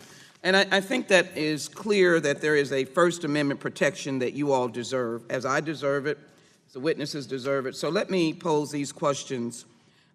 Ms. Hardaway, have you ever been paid by the Trump campaign? No. We've never been paid by the Trump campaign. You've never been paid by the Trump campaign? We have never been paid by the Trump campaign. Not $5, not $100? We have never been paid. We have never been paid by the Trump campaign. Let me ask a specific question. $1,274.94. We have never been paid. Ms. Hardaway, my understanding is that you received the now infamous email from Facebook, the email calling your space page unsafe on April 8th, 2018? No. That was not April the 8th. We received that on April the 5th, 2018. Thank you. Now on April 11th, you appeared on the Ingram Angle on Fox News to discuss this matter. The host, Laura Ingram, asked, did you get contacted by Facebook, and has this been reversed? Had you been contacted by Facebook? We was contacted via Twitter on April the 12th. You responded, we have not been in communication with Facebook, we have not been contacted, we have not spoken to anyone over the phone. That's true. We hadn't been in contact with them. We haven't spoken to anyone over the phone. Right, they said it was in direct communications with us, and we had not been in direct But communication. did you, on that show, say that you were not contacted? We were not contacted. We was contacted on the 12th. We was contacted on the 12th via Twitter. All right, so are you saying that you did not lie on that show, or you did lie? We did not lie on that show. We did that show on the 11th. We was contacted by Twitter on the 12th, by Facebook on the 12th via Twitter. And when we looked in our verifies, there they were. Is it your testimony today that as of April 11th, when you went on Ms. Ingram's show and said that Mr. Zuckerberg had lied about trying to contact you, that Facebook never reached out to you or Ms. Richardson about this issue? Mark Zuckerberg said that they was in direct communication with us. That, like they had spoken to us. They did not do that. Did you get information from Zuckerberg or Facebook No. by any means of communication? No. You just said you got it through Twitter. We got it through Twitter Then you on the got it- 12th, on you April got the 12th. The next day. Hold on for a moment. Miss Jackson, don't try to mince my words. Let me explain to you this here. April the 5th, 2018, they took and they deemed us unsafe to the community and told us it wasn't appealable. Have you That got was April the contact? And I am- April the Ms. 12th Hardaway, is when I they. am the one asking questions. You're in a judicial committee hearing, and I respect you, and you're going to respect me. Now, my question is, have you gotten contact from Facebook? And Ms. Richardson may want to answer it. Have you? No. All right. And you're saying under oath that you did not. And so the Twitter is not communication? That The is way a you tool of ask, the way communication. you're asking that question is a little confusing. No, you're asking that question and you're missing words right Have you here. gotten any communication from Facebook? On April the 12th, via Twitter. And what mode was that? That was via Twitter. All right, so, and you got information. So your testimony that you did not is not truthful. That is truthful. Let me move on to Professor Waldman. Time of the gentlelady has expired. I asked that my introduction of my two young ladies not be attributable to my time. How you use your time is yours, and that did count on your time. That is not the case. Professor Waldman, I'd like you to answer this question. Time of the gentlelady has If expired. Facebook attempts to answer the question or respond, Time of the gentlelady has is that expired. legitimate that Facebook Time of can the in gentlelady fact, has expired. is that legitimate that Facebook Time of the can in gentlelady has fact expired. be held to We're going to get standard through where all they're the trying to witnesses. correct We have to the observe problem? these time guidelines. We can't give everybody Mr. Chairman, 2 extra minutes. I asked for the chairman to have gotten out of the seat when he said yes, and the staff is standing here, and they need to be able to speak up. I want this question answered by Mr. Waldman. Thank you, madam. Mr. Time Waldman, of the gentlelady can you has answer that expired. question, There may be please? time after everybody Mr. Waldman, else can you answer the question? has Mr. Waldman, can you Facebook- answer the question? You're not Time going of to the be penalized. gentlelady has Facebook has expired. an opportunity to make those decisions for its own. This time we'll platform, and they recognize don't do it Mr. in a Biggs biased for way. 5 minutes. Thank you, Mr. Waldman. Thank you, Mr. Chairman. This has been very interesting. I want to make clear, I keep hearing the Democrats say that all 3 of the male witnesses have testified that they have seen no evidence of any kind of bias against conservative thought on these platforms. That's true, I think, with Mr. Zucka and Professor Waldman. Mr. Chavrin indicated, I think, that he had not indicated... We had not examined the question. He had not examined the question. So that, that to me is a kind of a misrepresentation that we've heard consistently from our friends across the aisle all hearing. So thank you for clarifying that, Mr. Chavrin. I also want to add some additional information with regard to what we've seen here today. There are other reported instances besides Diamond and Silks. I appreciate all 5 of you being here today. The Sportsman Shop is an instance that they noticed that one day their Facebook advertisements promoting the sale of American flags had been removed. Mm-hmm. And after reaching out to Facebook, they noticed that all of their advertising capabilities had also been made unavailable. This is a problem, and Facebook provided their indication that anything that linking to sales of firearms would be blocked henceforth, but not with companies like Dick's and Cabela's. This is kind of to me, that's an indicia of bias Gizmodo has reported as well that news curators within Facebook have also admitted that they do suppress conservative thoughts and ideas. And there's been some work done by other researchers who have indicated that just under half of U.S. adults use Facebook for news. They're massively influential in news, but when they changed their platform, we saw from January 2018 a steady decrease in the top 25 biggest publishers on Facebook. They moved from many of the conservative links, such as Fox News, Western Journal, etc. They moved consistently, post-change, further down that list. Now, I don't think anybody's isolated the variables necessarily to say that the audience may have changed, but it does provide some correlative indicia that the result of that algorithmic change by Facebook impacted the dissemination of conservative thought and ideas, and that is what we're trying to get at today. We're not trying to get into the issue of privacy. That's been going on in other issues, and that's an issue that we can take care of as well. George Upper, the executive editor of Western Journal, has said this algorithm change, intentional or not, has in effect censored conservative viewpoints on the largest social media platform in the world. This change has ramifications that in the short term are causing conservative publishers to downsize or fold up completely, and in the long term could swing elections in the United States and around the world toward liberal politicians and policies. Mark Zuckerberg said that we've rolled out a number of changes to newsfeed that try to boost in the ranking broadly trusted news sources. The one thing that's interesting here is he doesn't indicate his definition of broadly trusted news sources until he gets to this, Wall Street Journal or New York Times. And he says even if everyone reads them, the people who don't read them typically still think they're good, trustworthy journalism. And I don't know if that's true either. But the point is, they control this massive platform. They make money off this massive platform. And they then, in turn, regulate that platform themselves, as right now I think it's their right to do. I think it's their right to do. The problem is they hinder, and perhaps deliberately so, the ability of others to pursue their ideal. Now, I just want to quick point out, I think that was very interesting because this was reported April 25th in in Western Journal, that Google rejects Christian publishers' ads because they mentioned Bible and Jesus. Time of the gentleman is expired. Thank you. Chair recognizes Ms. Jackson Lee for a unanimous consent request. Mr. Chairman, I thank you very much. I just wanted to indicate that to the witnesses that I want to make sure the First Amendment applies to all.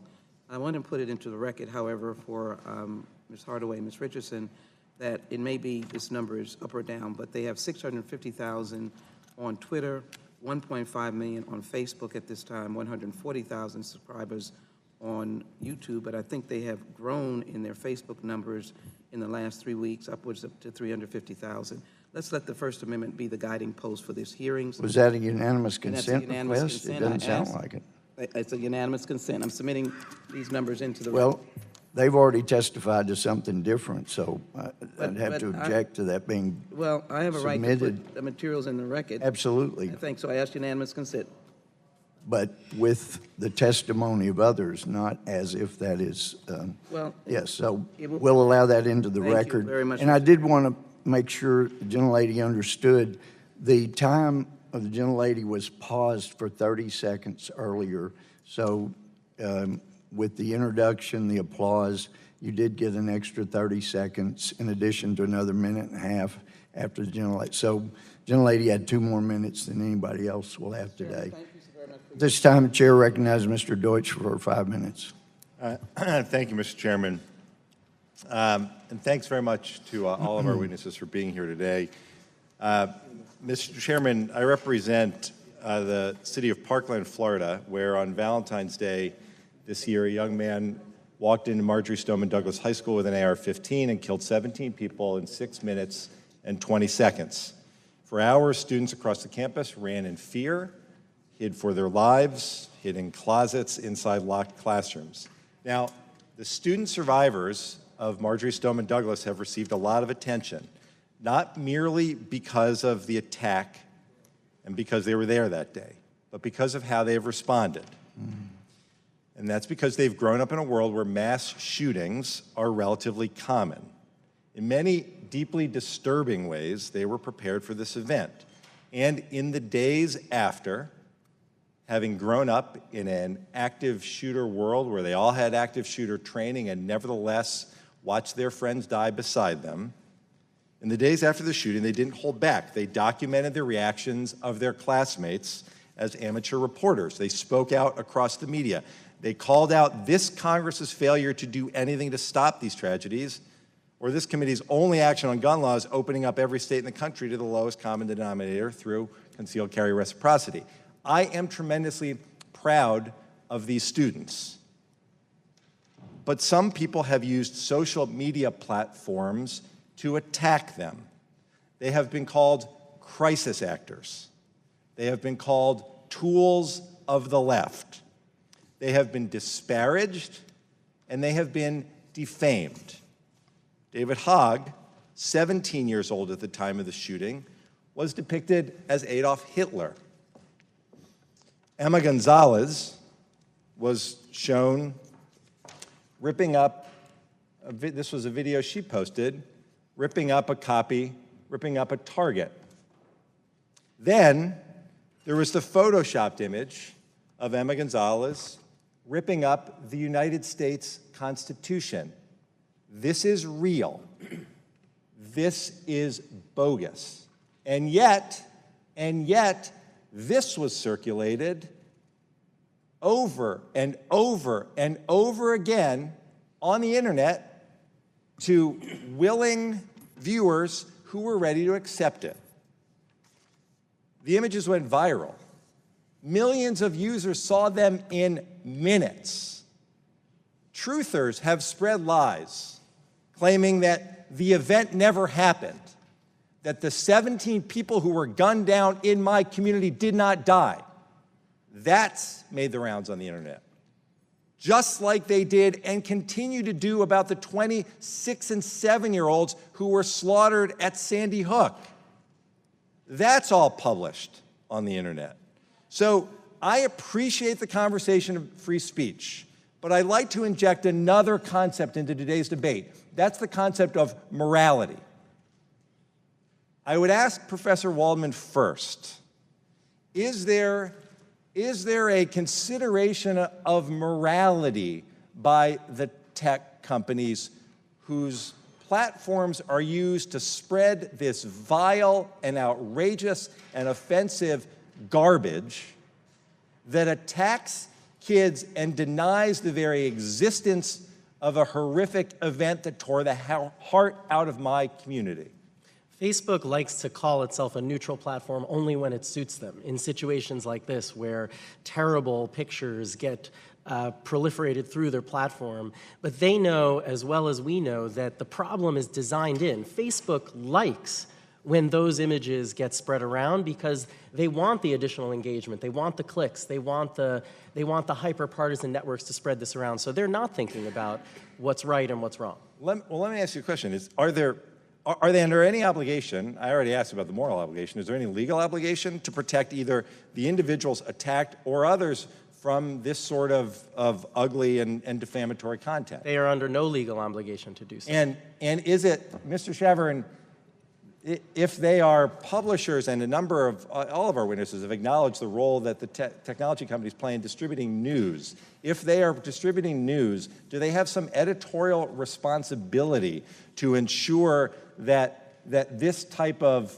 in this case, of the manipulated images, that this never appears, and that the invocation of Nazi imagery also not appear? Is there any obligation to do that? Well, they express editorial control, and this gets to the heart of my testimony in the sense that that kind of content, through propulsion and the algorithms, crowds out the content of my members.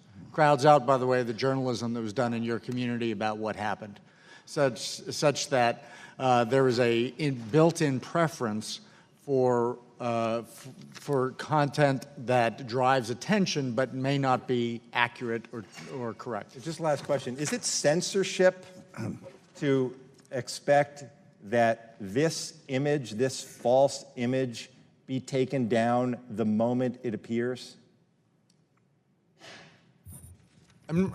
I think I would come at it differently in that I think there's a responsibility to give at least much emphasis on content from responsible sources than to what we have is the opposite, is highlighting irresponsible sources. Irresponsible and I'm a dangerous. gentleman that's expired. I'll recognize myself for 5 minutes.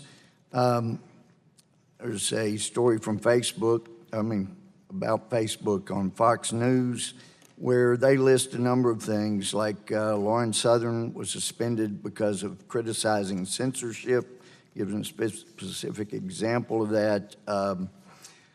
The administration of a pro-Trump group was banned for saying Trump is not anti-Muslim, but he is anti-ISIS. Facebook locked kids out that posted videos supporting Rudy Giuliani's criticisms of Obama, calling it suspicious activity. Facebook approved Christian hate groups, and I'm not going to even mention the names. They're so vile, coming after Christians, but shut down Christian groups quite often, and examples are given like Kirk Cameron's movie Unstoppable. Christopher Campbell was blocked for 30 days for expressing his opinion about attacks in Cologne, Germany, and the right to bear arms.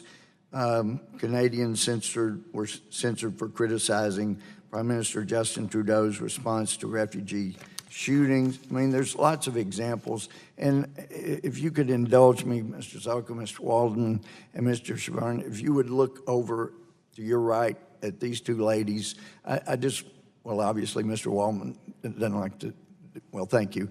But anyway, I just wanted you to see evidence of improper censorship. They are walking evidence of Facebook censorship. I know you say there's not any evidence, but there is. And it's been given here today. It will continue to surface in the future.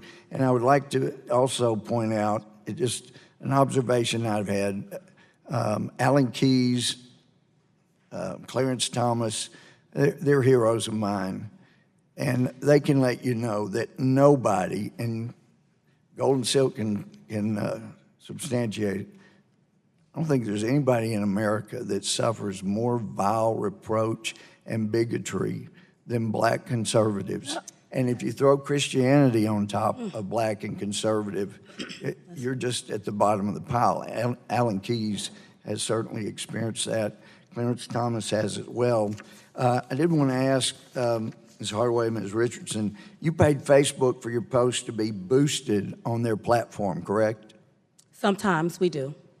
But you had an agreement for content promotion with Facebook. Wasn't there an example where you paid them to boost your platform and it was not boosted? Well, we've paid them to boost our platform, but it didn't reach. And the reason why it didn't reach is because they have labeled accounts as very liberal that's not very liberal. So of course your stuff is not going to reach. And they also place limit on our page. They have a little red sign there on the top of our Facebook page that stated that it was limited. Right, they did that. And I just need to clarify something because I don't like to be called a liar. Facebook did not reach out to us until via Twitter on April the 12th. The last time we heard from Facebook was on April the 5th, when they deemed us unsafe to the community. Well, when the Twitter was posted, was that posted only to you, where only you could see it? Well, or was that for we have a everybody to verified see? account, so when we went into our verifieds, that's when we saw it, and we was very transparent because we put it out there online for everybody. See that? Yes. So it wasn't just a communication to you, it was communication to the world. It was on you were That's not right. singled out. They And didn't specifically communicate to you. No, it was no They put direct something out to the communication. world to make it look like they were Absolutely. They had got caught in the hot seat. Mark Zuckerberg had lied maybe he got it from his PR people, we don't know. There was never in direct communication with us, and I need to clarify Let me just that. point out, FedEx, UPS, they hold themselves out as getting your package where you want it to go. Mm-hmm. But suppose they started saying, you know what, if you're conservative, if it's a conservative destination, we're not going to deliver it. I mean, it seems like Facebook, YouTube, some of these are holding themselves out to be a public platform and be a public square when actually they censor, they set up algorithms to determine who gets more. I mean, it would be like saying you have a public square, but we're going to put you on the public square in a soundproof booth. So in my last 10 seconds, let me just say, I'm not for more government regulation, but I do think since they are deciding what goes on and what gets censored, they should be liable, and I'm working on laws to make that happen. Love it. And with that, would recognize, who's up next? Is it Mr. Jeffries? Recognize Mr. Jeffries for 5 minutes. Thank you, Mr. Chairman, and I thank all of the very distinguished witnesses for your presence here today. Question for Mrs. Hardaway. Have you ever publicly expressed an opinion about the presidency of Barack Obama? No, because I wasn't into politics or anything like that. So when you say, wait a minute, hold on, when you say public, well, not when he was in office. Let me back up. If I had something to say, it was during the election when they were running. And what was that opinion? That I didn't think he was a good president. He didn't do anything for the black community. Look at the people from Chicago, and he was from Chicago. So I had a very vocal opinion. But while he was in office, like before the election, I didn't publicly say anything because I just wasn't into it I appreciate until Donald that. Trump came along. Now, are you familiar with a governmental entity called the Federal Election Commission? The FEC, I am. And are you aware that presidential campaigns are required to submit what's called campaign finance disclosure reports with the FEC? Yes. And those FEC disclosure reports detail contributions made to the Trump campaign. Are you aware of that fact? It could be, okay.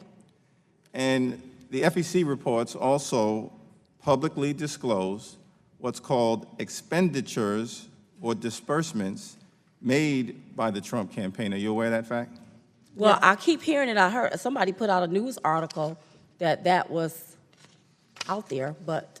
Okay. Let me enter into the record, Mr. Chairman. I ask unanimous consent for what's called the post-general election FEC report filed by the Trump campaign on May 12th, 2017. Yes. Can he tell me how Sir, much Mr. the amount Gomer? was? Okay. Without objection. Yep. Thank you very much. Now,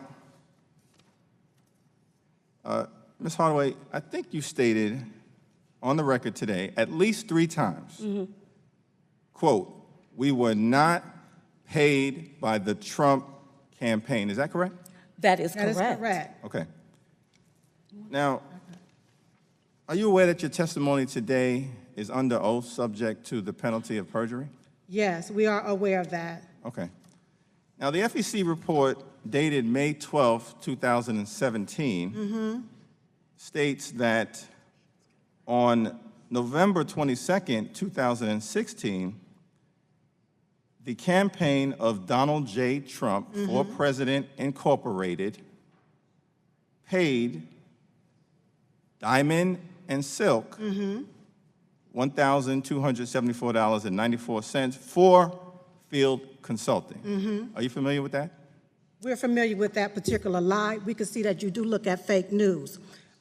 What happened is, and what should have happened is, you should have come to our mouths to see what exactly happened before a false narrative was put out there about the $1,274.94. So let me explain right now to you and the world. Hold on 1 second, because I want to give you the opportunity to explain, which is why I'm asking the question. Right. I'm actually trying to figure out, are you calling this FEC document fake? Well, actually, let me get some clarity. No, we're not calling that fake. I'm going to give you an opportunity to respond. Okay. I'm just really I'm struggling. I'm really just trying to figure out, right? Because you have an FEC document that clearly indicates that the two of you were paid for field consulting by the Trump campaign. That's just one document. There may be others that are out here. And presumably, this was a document filed with genuineness and authenticity by the campaign of the president that you so love. And so I'm just trying to figure out We understand who that this was is lying here. Is it the Trump campaign, or is someone not telling Nobody the is truth? lying. However, there may have been a mistake from the Trump campaign whenever they wrote what the $1,274.94 was for. Actually, this was for because we was asked to join the Women for Trump tour back in 2016. And Miss Laura Trump asked that our airline tickets be refunded back to us because we paid for those tickets when we went from New York to Ohio. I have the email right here which substantiate what happened on September the 11th whenever Laura Trump wrote to Allen to tell them to reimburse us. So that $1,274. I appreciate that explanation. So now let me just ask you one final question. No, it was for a reimbursement. I understand. That's right, not field consulting. I understand. We've never been paid by the Trump campaign. I appreciate that, and I'm just trying to figure out whether, consistent with what the president indicated, he urged you to monetize your support for him. And I'm just trying to figure out. He urged us to monetize our platform, and there's nothing wrong with that. As an African American, you're not going to make us feel guilty because we're going to get out here and we're going to take advantage of these platforms and monetize, like everybody else do. I don't see you walking up to a white person and saying, "Oh, you shouldn't be monetizing that." So why are you, as an African American, making it? The gentleman's time is expired. With us monetizing our platform. Your game. I really gentleman's do. time has expired. It's not a game. Of whether funds. The gentleman's time change has or not. expired. I now recognize myself for 5 minutes. First, I want to thank Chairman Goodlatte for calling this hearing and also being open to listening to all of the witnesses' testimony here before the committee today on this very important issue that we must get right. The rights we hold as Americans should be upheld, whether we're speaking words in an open forum, writing words in a book, or typing words online. So we have to uphold our First Amendment and its protections in all aspects of our society. While I did not get the opportunity to ask my colleague, Marsha Blackburn, a question, I'm very glad that my friend and colleague had the opportunity to come before our committee today and discuss her own personal experience as well as her work here in Congress to be an advocate for an open and fair internet. As Representative Blackburn explained, she had her pro-life message about fighting the disgusting practice of the sale of baby body parts stricken from Twitter because it was deemed inflammatory and would cause a negative response. It's appalling to see that the very unborn children who cannot yet speak for themselves and has an advocate fighting for them to only be erased by others. I'm proud to be unapologetically pro-life, and I strongly believe that our online platforms must be neutral public forums, which would allow us to continue to speak out for the unborn. I'm glad that all of you are here today and have had the chance to express your own unique circumstances with content uploaded on various online platforms. Your perspective is extremely valuable to this very important conversation. I'd like to direct my question to Mr. Chavern. Did I say that correctly? Today, I've had and I apologize, there's a lot of hearings going on right now, so you've seen members come and go. But I had the opportunity to hear firsthand from Michael Galvin and Bro Croft, the president and editor respectively, of my hometown paper in Montgomery, Alabama, the Montgomery Advertiser. And as members of the News Media Alliance, they have shared with me some of the concerns that you expressed in your testimony today, and I'd like to ask you to use the remainder of my time to expand upon how apps and tech platforms are impacting local and regional journalism. With that said, before I turn it over to you to finish out my time. I just think that this is a very important conversation again, and I'm grateful for the opportunity. I hope that this is the beginning of more conversations, as we have seen across many different platforms. As technology continues to progress, it's important that Congress is listening and taking note. And so I'll leave you the rest of my time to expand upon your testimony, but although the chairman's not here, he knows that I hope that we will continue to have more conversations along these lines. And again, I thank you each for being here with us today. Thank you very much. Very kind of you. Fundamentally, as the communications and media world is progressing, Google and Facebook are the primary distribution mechanisms for news online. That's how people get their news. And but the rules under which Google and Facebook manage their content emphasize low quality news options and make it very difficult for people who are actually in the business of journalism and paying journalists and doing real reporting for making that a sustainable business. And if present trends continue, you have these huge incentives for really low quality, bad information online that pushes out actually verified quality journalism. And that's not just bad for our business, right? That is extremely bad for our civil society. We'll get to a place, people's curiosity about the world, what's happening in their communities, will always be there. The question is, what will satisfy it? Will actually professional journalism satisfy it, or will it be free garbage that feeds inherent need for people to feel passionate and angry about something? So setting a good example, my time is about to expire, but again, I look forward to continuing this conversation down the road. And again, I appreciate you all being here today. Thank you. I now recognize Mr. Liu for 5 minutes. Thank you, Madam Chairperson. This is a stupid and ridiculous hearing. The only reason I'm still here is I want to enter some facts into the record to at least try to salvage some of this hearing. So I want to put in the record an article from USA Today, December 5th, 2017. It talks about the top 2 to U.S. elected officials. Can I put that in the record? Okay, I'll enter it later. The top 3 elected officials. Number 1, Donald Trump. Number 2, Vice President Pence. Number 3, Speaker Ryan. The notion that social media is somehow censoring conservative folks is ridiculous. And 3 witnesses today have testified that that's not happening. And we don't do laws by anecdote, at least I hope I don't, and we shouldn't. But there's a more fundamental problem. The First Amendment applies to the government. Can we just get that clear? It does not apply to restrict content of private companies. So let's just go through something very simple. And I'll ask you, Mrs. Oka. We don't tell Fox News what to filter, right? Correct.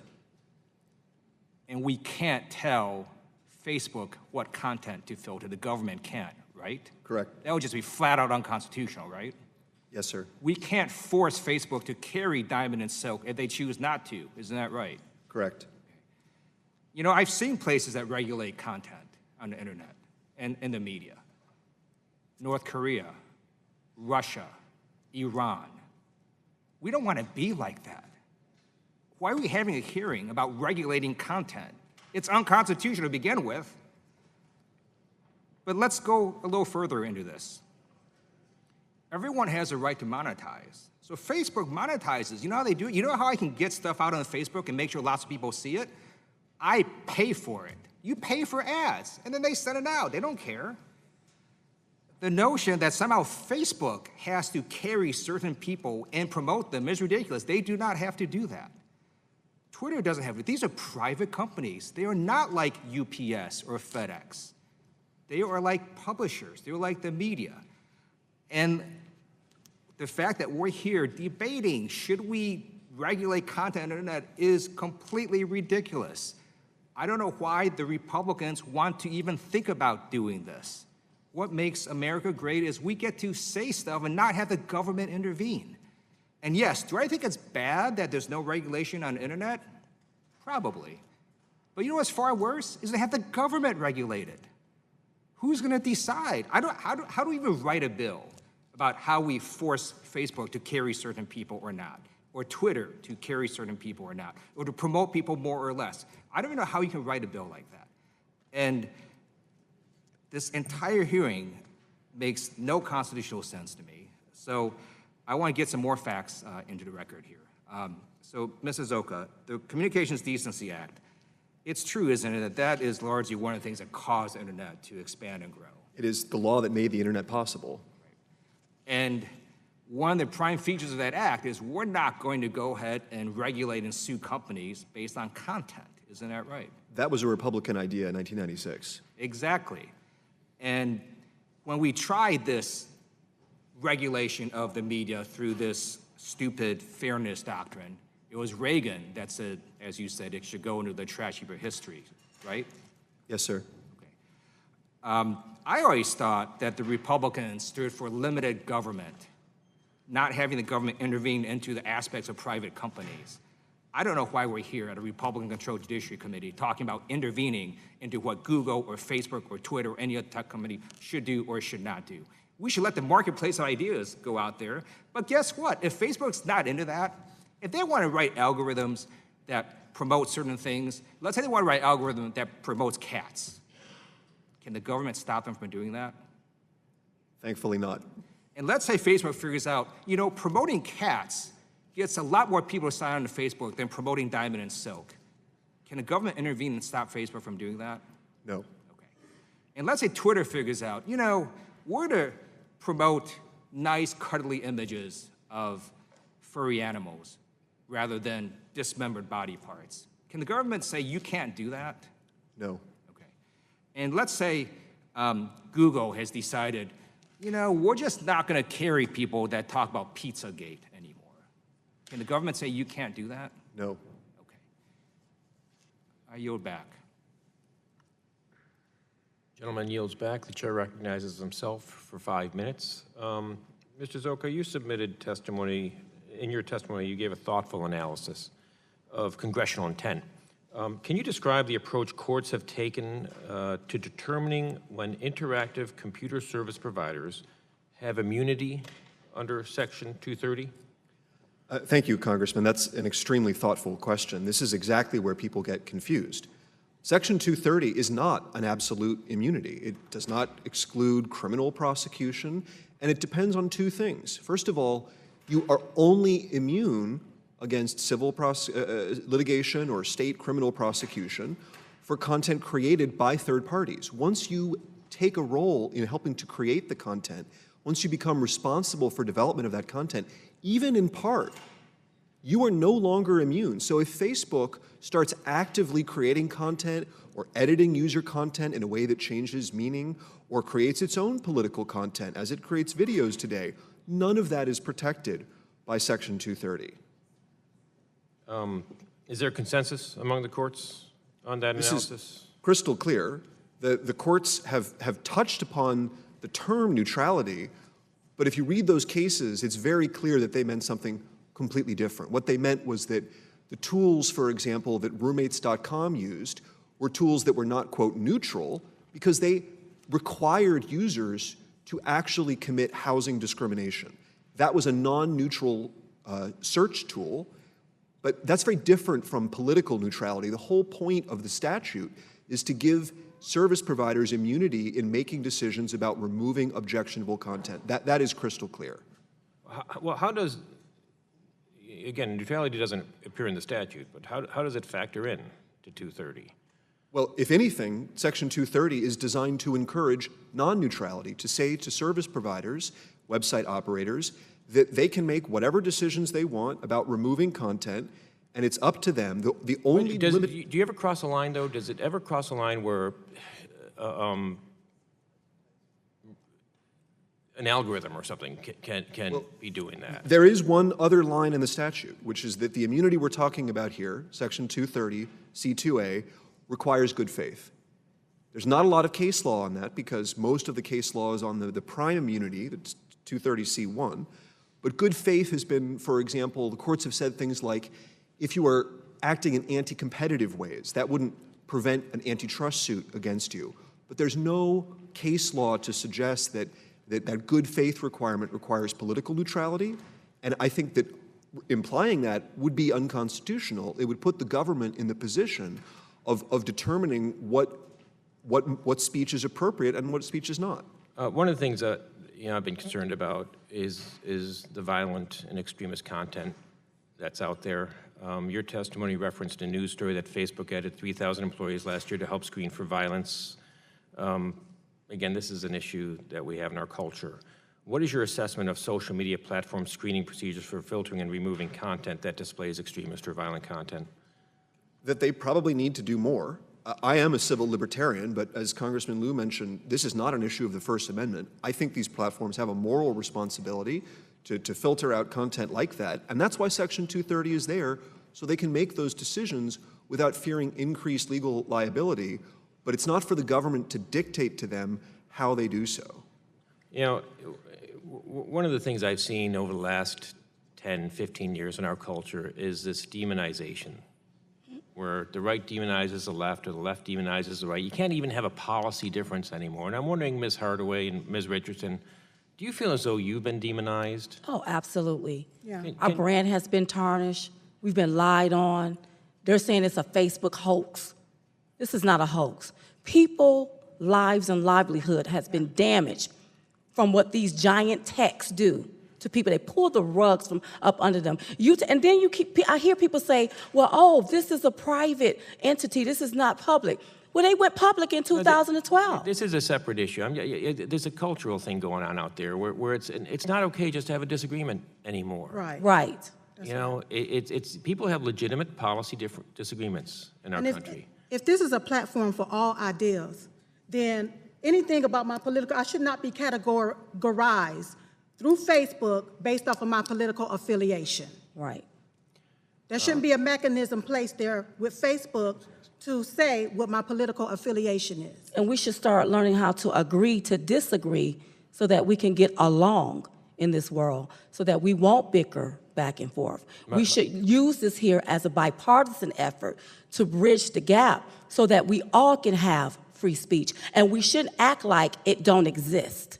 We shouldn't act like that we're not being censored. That's what really irritates me. It infuriates me. My time has expired. The chair recognizes the gentleman from Maryland, Mr. Raskin, for 5 minutes. Mr. Chairman, thank you very much. I wanted to echo our colleague, Mr. Liu, in saying I'm a little bit astonished how we've descended to the level of political theater and spectacle in this committee when there are so many important issues that we've not dealt with. For example, a universal criminal mental background check on firearm purchases, which is supported by 97% of the people, or what we can do to defend the Mueller investigation against continuing political attacks. But in any event, we are where we are.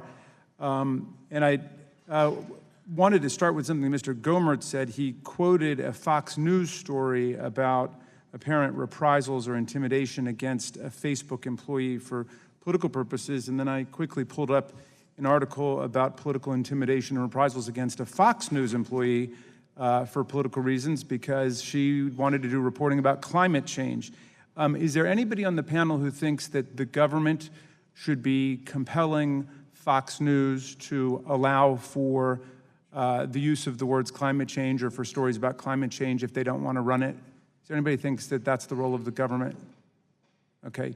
And is it anybody who thinks it's the role of the government to be compelling Facebook to follow some other ideological or political policy? Okay, so we all seem to agree then that the First Amendment is what operates in this field. And then the question of the government's role turns on the role of Section 230 of the Communications Decency Act, which we've started to discuss. As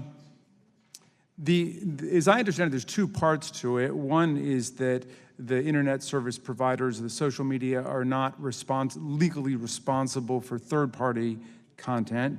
But the other part of it is that they're not responsible if they decide to censor content.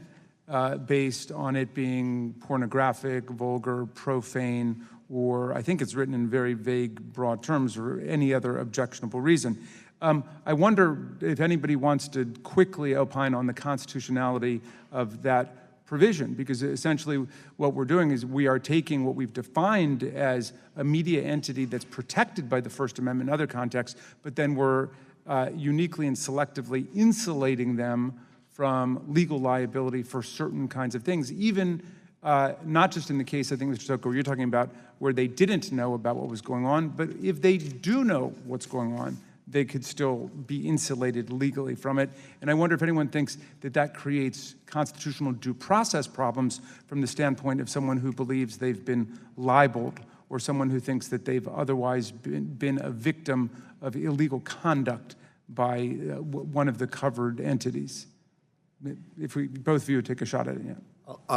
So I take your point. I want to emphasize here that Section 230 does not stop anyone from suing the person who has defamed them. So that is just off the table. The question is, can you hold the third party responsible?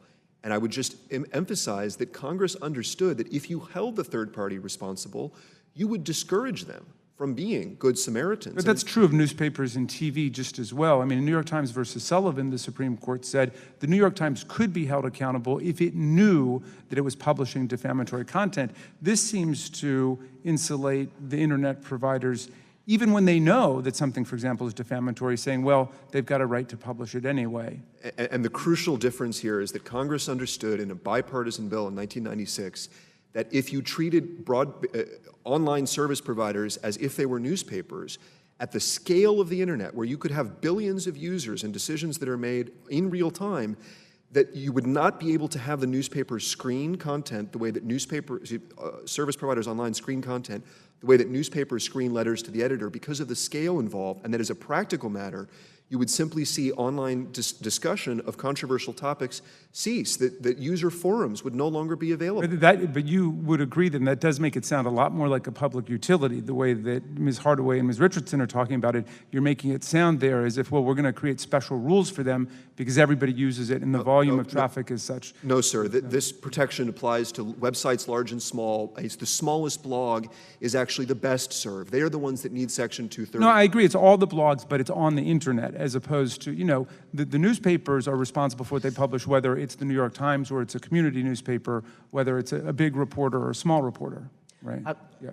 If I may, I respect Mr. Zoka's opinion, and Mr. Zoka is one of our greatest experts on Section 230, works on it a lot. I have a slightly different view. I think his history is right. One of the reasons why Congress got together back in the 90s to make this law, those reasons don't really apply. The internet was quite different in the mid-90s than it is now. We have a far more mature and a technologically different world that minimal changes to Section 230 would not upend the kind of robust internet speech world that we have now. It would, however, allow some changes, would, however, pull back on this overbroad interpretation that the courts gave right after Section 230 and allow more marginalized voices to have themselves heard. Gentleman's time has expired. The chair recognizes the gentlewoman from Washington, Ms. Jayapal, for 5 minutes. Thank you, Mr. Chairman, and thank you to our witnesses for being here.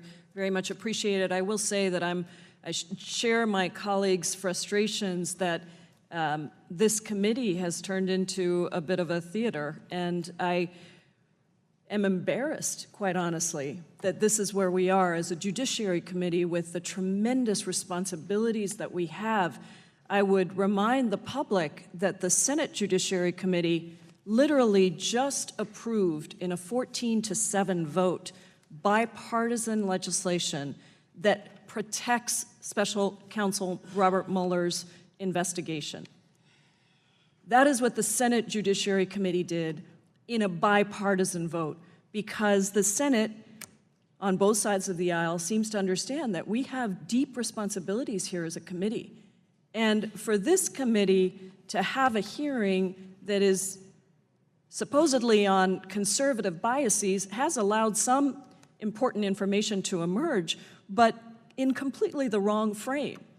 We could be discussing serious issues around these platforms, and as we have been having some discussion with some of our witnesses, how do we address some of these big questions? Because really there are trade-offs, there are pros and cons, and we have consistently had to balance how we think about free speech, which has been a preeminent right in this country, with some of the challenges that come with that free speech. And so, Mr. Chairman, we have submitted on our side numerous requests and letters to have this committee focus on hearings around Russian interference into our elections. We have consistently asked for this committee to have hearings about the fact that 17 intelligence agencies in this country concluded that there was interference in our elections. We have consistently asked for, and I asked Attorney General Jeff Sessions when he testified before us, can we count on you to work on election security so that we can ensure that our elections are protected? And he said, yes, we need to do that. We haven't done that yet. That still hasn't happened. We haven't even had a hearing on that topic. And, you know, and we could be having a hearing, as the Senate did, on this bipartisan legislation. We have the same bipartisan legislation introduced in the House, but we have yet to see any movement in this committee on that. And if we were truly serious about looking at how these filtering practices affect people on both sides, as you ladies said, that this shouldn't be a partisan issue, then we would have not just Diamond and Silk here, but we would have Black Lives Matter, civil rights groups, groups representing Muslims, immigrants, the LGBT community. Because if we're going to talk about supposed censorship, not just of conservative voices, then we should talk about how this is appearing on the other side. We should be, for example, talking about things that are discussed in this letter that I'd like to ask unanimous consent, Mr. Chairman, to introduce this letter to the record. This is a letter from numerous civil rights groups to Mr. Zuckerberg and Ms. Sandberg about their concerns about censorship of certain, or promotion of certain views on Facebook and what Facebook's responsibility should be. Without objection. Thank you, Mr. Chairman. And in this, though, they take a very different approach to what we've seen from Diamond and Silk. They actually say, look, we understand this is complicated. We would like to discuss this with you. We would like to address these concerns in a setting that allows us to have a real conversation. They're not trying to use this to get more followers to their sites. They're not trying to monetize in different ways what's happening on these platforms, but they're saying, let's have a real discussion. And I wish we were doing that today. There's actually been great testimony. There's things each of you have said that I really agree with, and I'd like to turn to Mr. Waldman, because I was reading your written testimony, and in your written testimony, you note that social media content posted by people belonging to marginalized groups are often, quote, squeezed at both ends by content moderation. Can you just explain a little bit more? And we don't have much time, but you have about 45 seconds or so.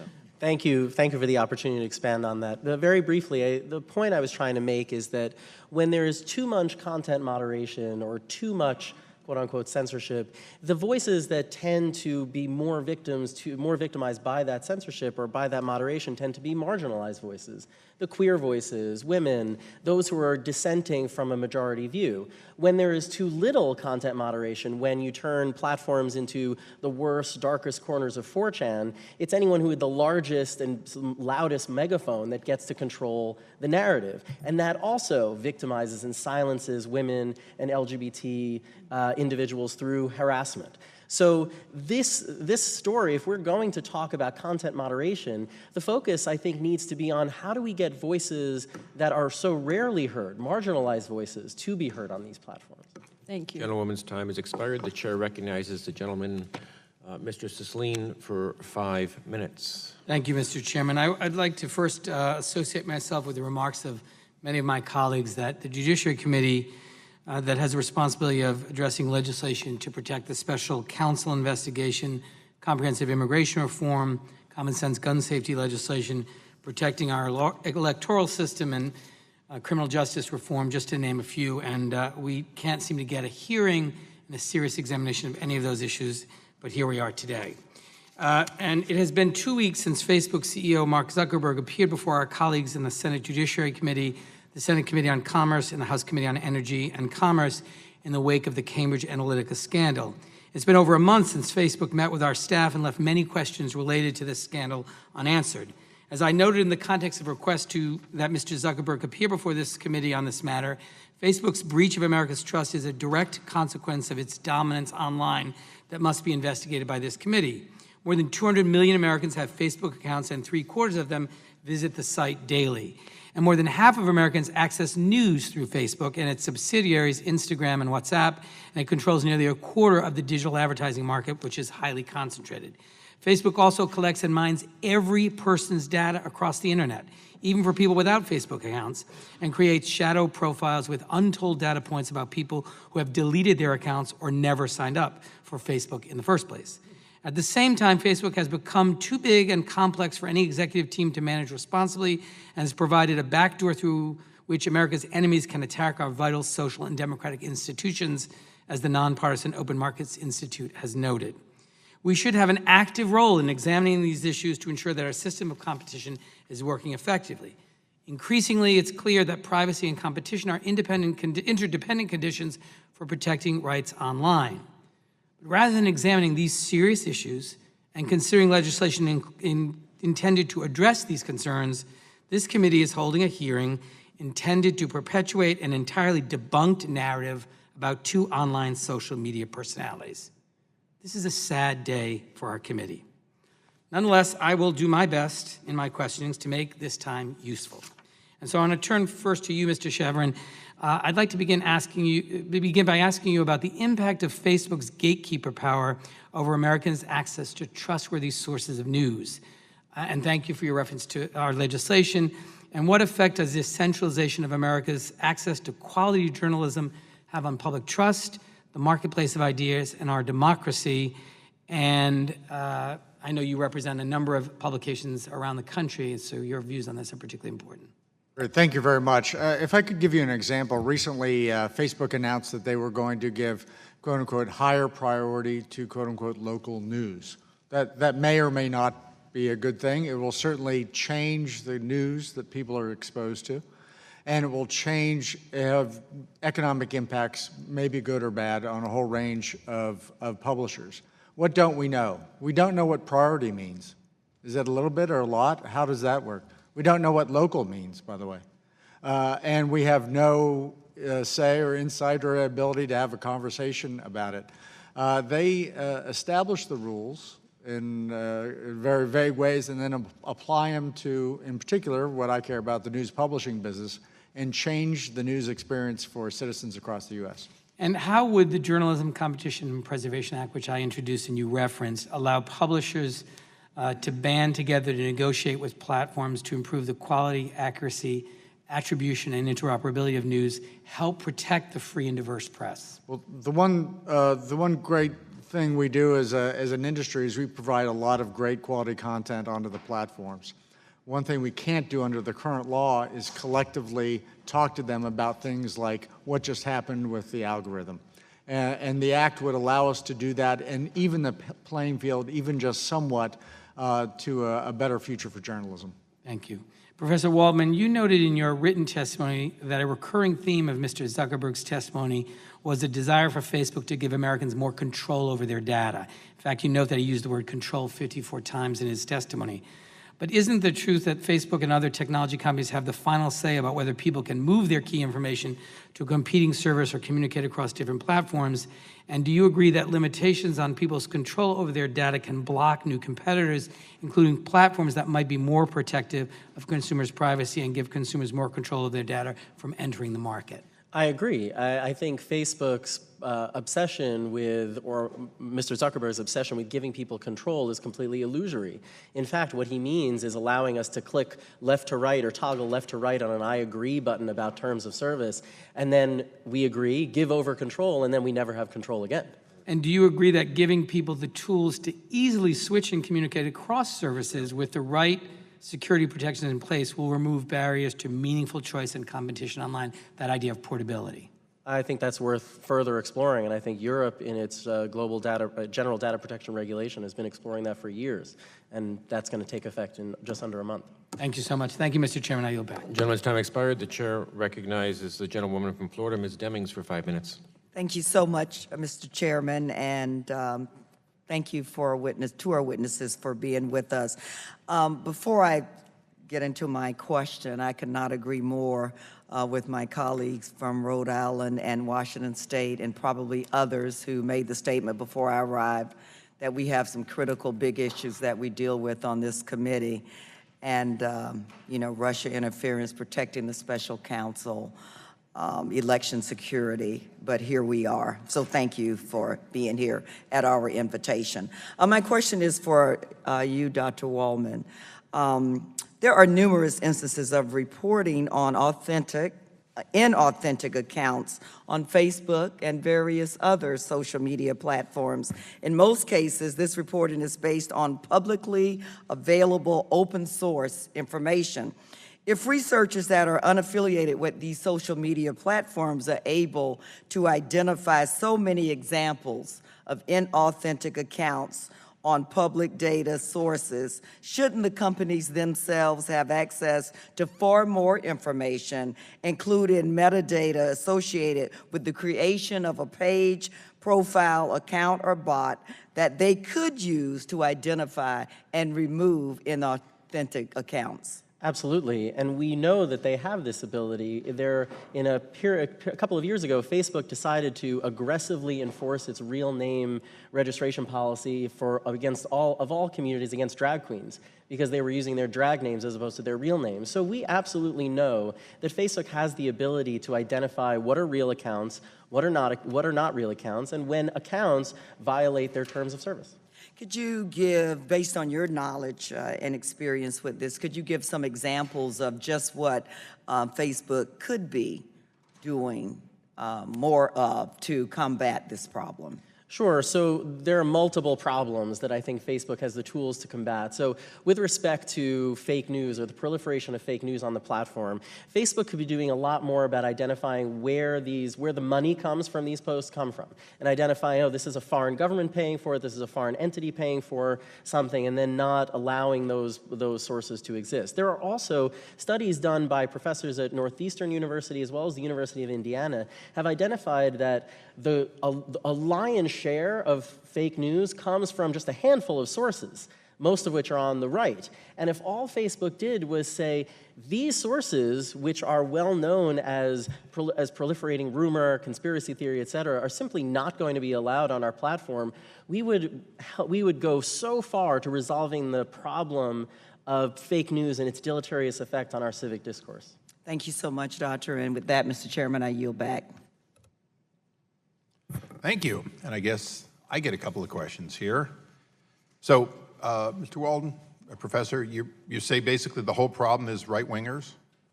Oh, I never said that. I said that there are... You said if you eliminated this few group of people on the right, that it would go a long way toward. It would. So the key point there is going a long way, not that it would solve the whole problem. Is a long way 1%? The researchers at the University of Indiana identified that 72%, if I remember correctly, of fake news that proliferated on Facebook during the 2016 election came from just a handful of sources. I believe it was 8, 7 of which were identified with far right-wing ideas. 72% sound right to you, or is it 72% of a particular group of, quote, fake news studied? I'm not an expert in this area, but the main point here is that this is a problem that these sites have to grapple with themselves. And quite frankly, I don't think this is a job for Congress to be interrogating websites as to their content management practices. The first well, you know, we don't build aircraft here, but the FAA, every time, and the National Transportation Safety and so on, every time there's a plane crash, we have an obligation to look into it. So I think for our two star witnesses here, do you think that we have a requirement to look into when things go wrong, essentially a plane crash of objectivity by new media? I do, Most definitely. especially with us being Americans. And these are the representatives that's supposed to represent Americans. And to offend us and make us think that we don't matter, this is exactly why we voted for someone like Donald Trump. This is exactly why, because of stuff like this here. This here, what we're talking about is real. It was done to us, and yes, it is your obligation to look into this, to make sure that it's fair across the board. That's right. And if it's done to us, it could be done to you tomorrow. So it's for everybody. Right. Not just Diamond and Silk. Well, I think you make a good point, and the professor has his opinion and his facts, his sampling. But in the case of Mr. Zuckerberg, when he said the Facebook team made an enforcement error with regard to what happened to you two, what do you think the error was? And I'm just give you some multiple choices. Do you think it was a coding error in their algorithm, human error, or an employment decision error? Somebody. It was an employment lie. It was a lie, just straight up lie. And just to go back real quick with the Congressional Black Caucus, the notice that they wrote whenever they wrote to Mark Zuckerberg talking about censorship with the black voices. That letter was written August the 22nd, 2016 to Mark Zuckerberg about censoring black voices. I just want to make sure that is entered in. But this goes clear across the board, clear across the board. This here was a lie. We've been back and forth with Mark Zuckerberg and Facebook for 6 months, 29 days, 5 hours, 40 minutes, and 43 seconds talking about this. You were same accurate. thing. Oh, We yes. have chats, we have emails, back and forth. Back and forth. They never gave us an answer. They put restrictions on our page. They censored our voices. They didn't let our followers and our likes get their notification. We didn't show up in their news feeds, and that's a fact. And it's being done to other people as well. Exactly. So if I can summarize with, in my usual way, basically your free speech was limited in a modern age in which Facebook is a huge part of free speech, isn't it? It was free. It was censored with those algorithms that they put on our pages. And it's going to come down to the point that if measures are not put in place, we're going to have a dictator here. That's right. Because, see, Facebook is an entity that he can control the whole world. So if you're taking and you're censoring some speech and letting others rise, oh, we got dictatorship. This is not even. This is not an even playing field. And all we're asking, even out this playing field. Don't silence some and uplift others. That's right. Even it out. Especially having a bogus mechanism put in place that categorize people's political affiliation, and you have me categorized as very liberal in my personal account. And we're conservatives. That's right. Well, you know, it's one of those real challenges when they label anybody rather than allow each and every individual belief. Right. I always say, you know, what would happen to poor Teddy Roosevelt if he came back today, because he was a proud liberal and did a lot of things that were very individualistic. Well, my time will be the last time, so I'll run over a little bit. Professor, you know, I cast a hypothetical for a moment, and I want to make sure I give you an opportunity. When you talk about the study out of Indiana and 72%, is it reasonable to believe that's 72% of a very small amount of what somebody decided was fake news? In other words, President Trump finds an awful lot more fake news, perhaps, than other people do.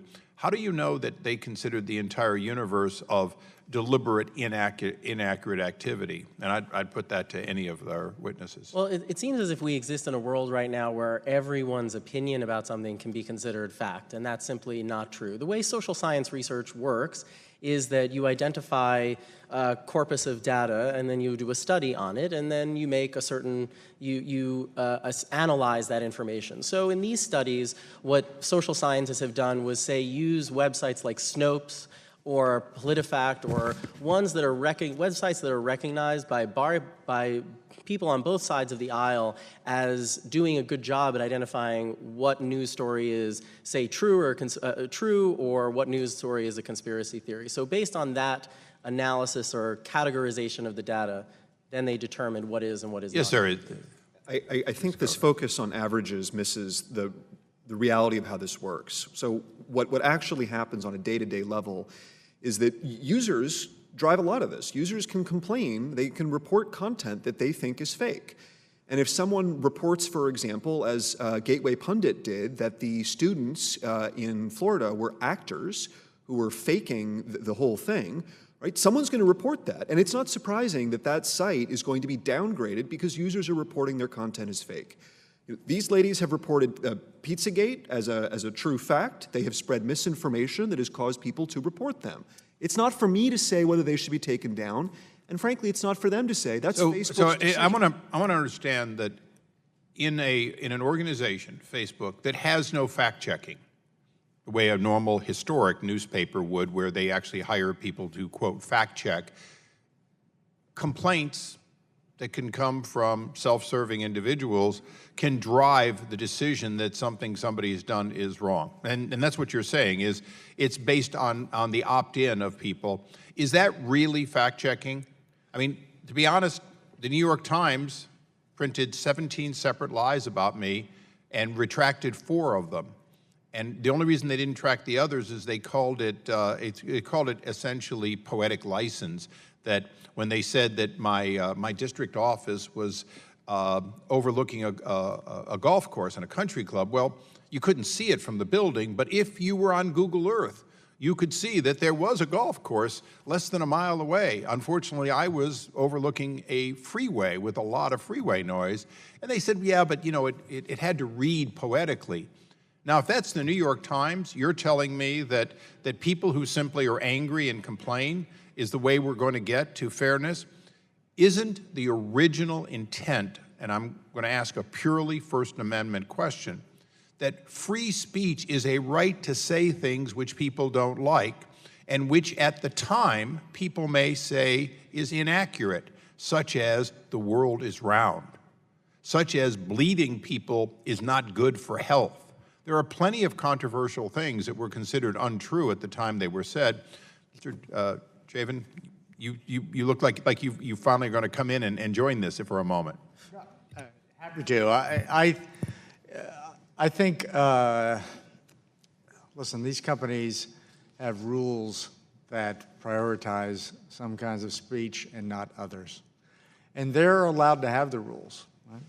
But you're also allowed to ask how the rules work and ask if they're fair and what impacts they have on society.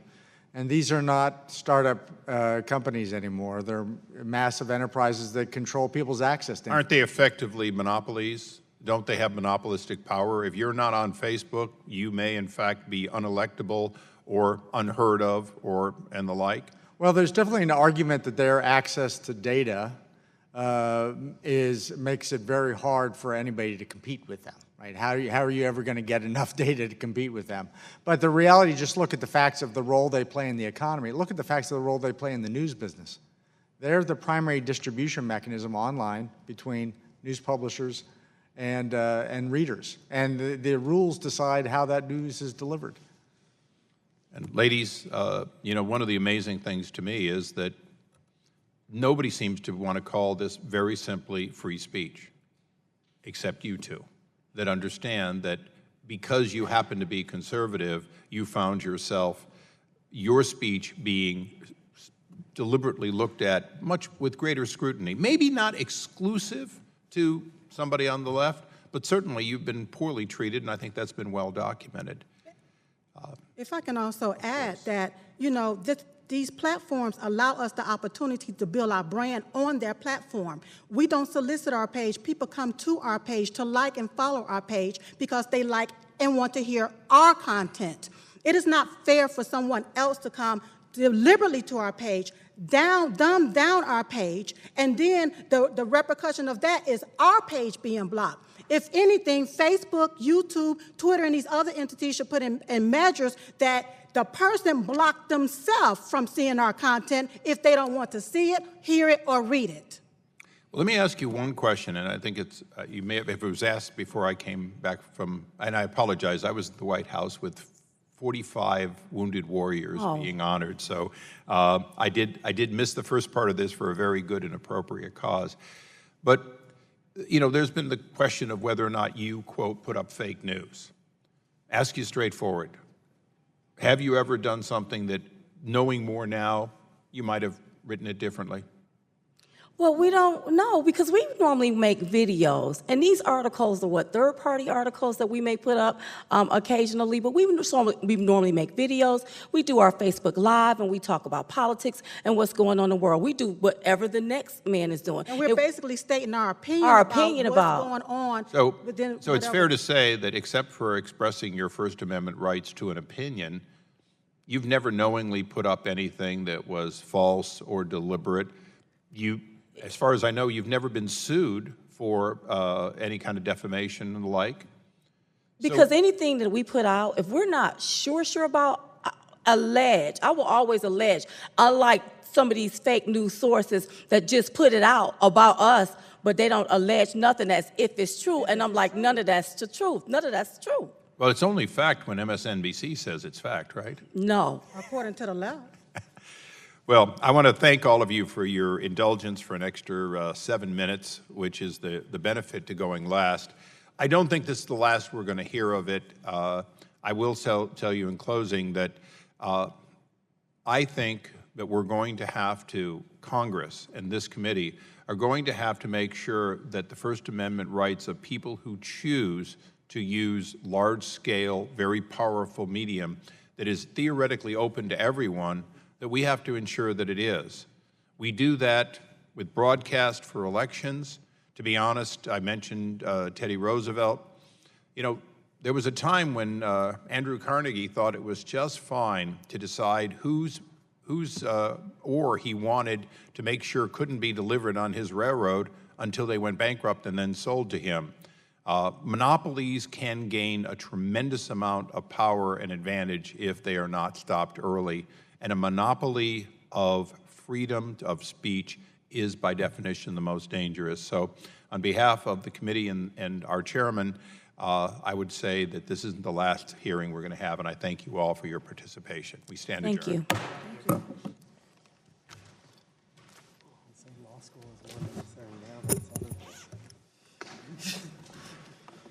Jesus.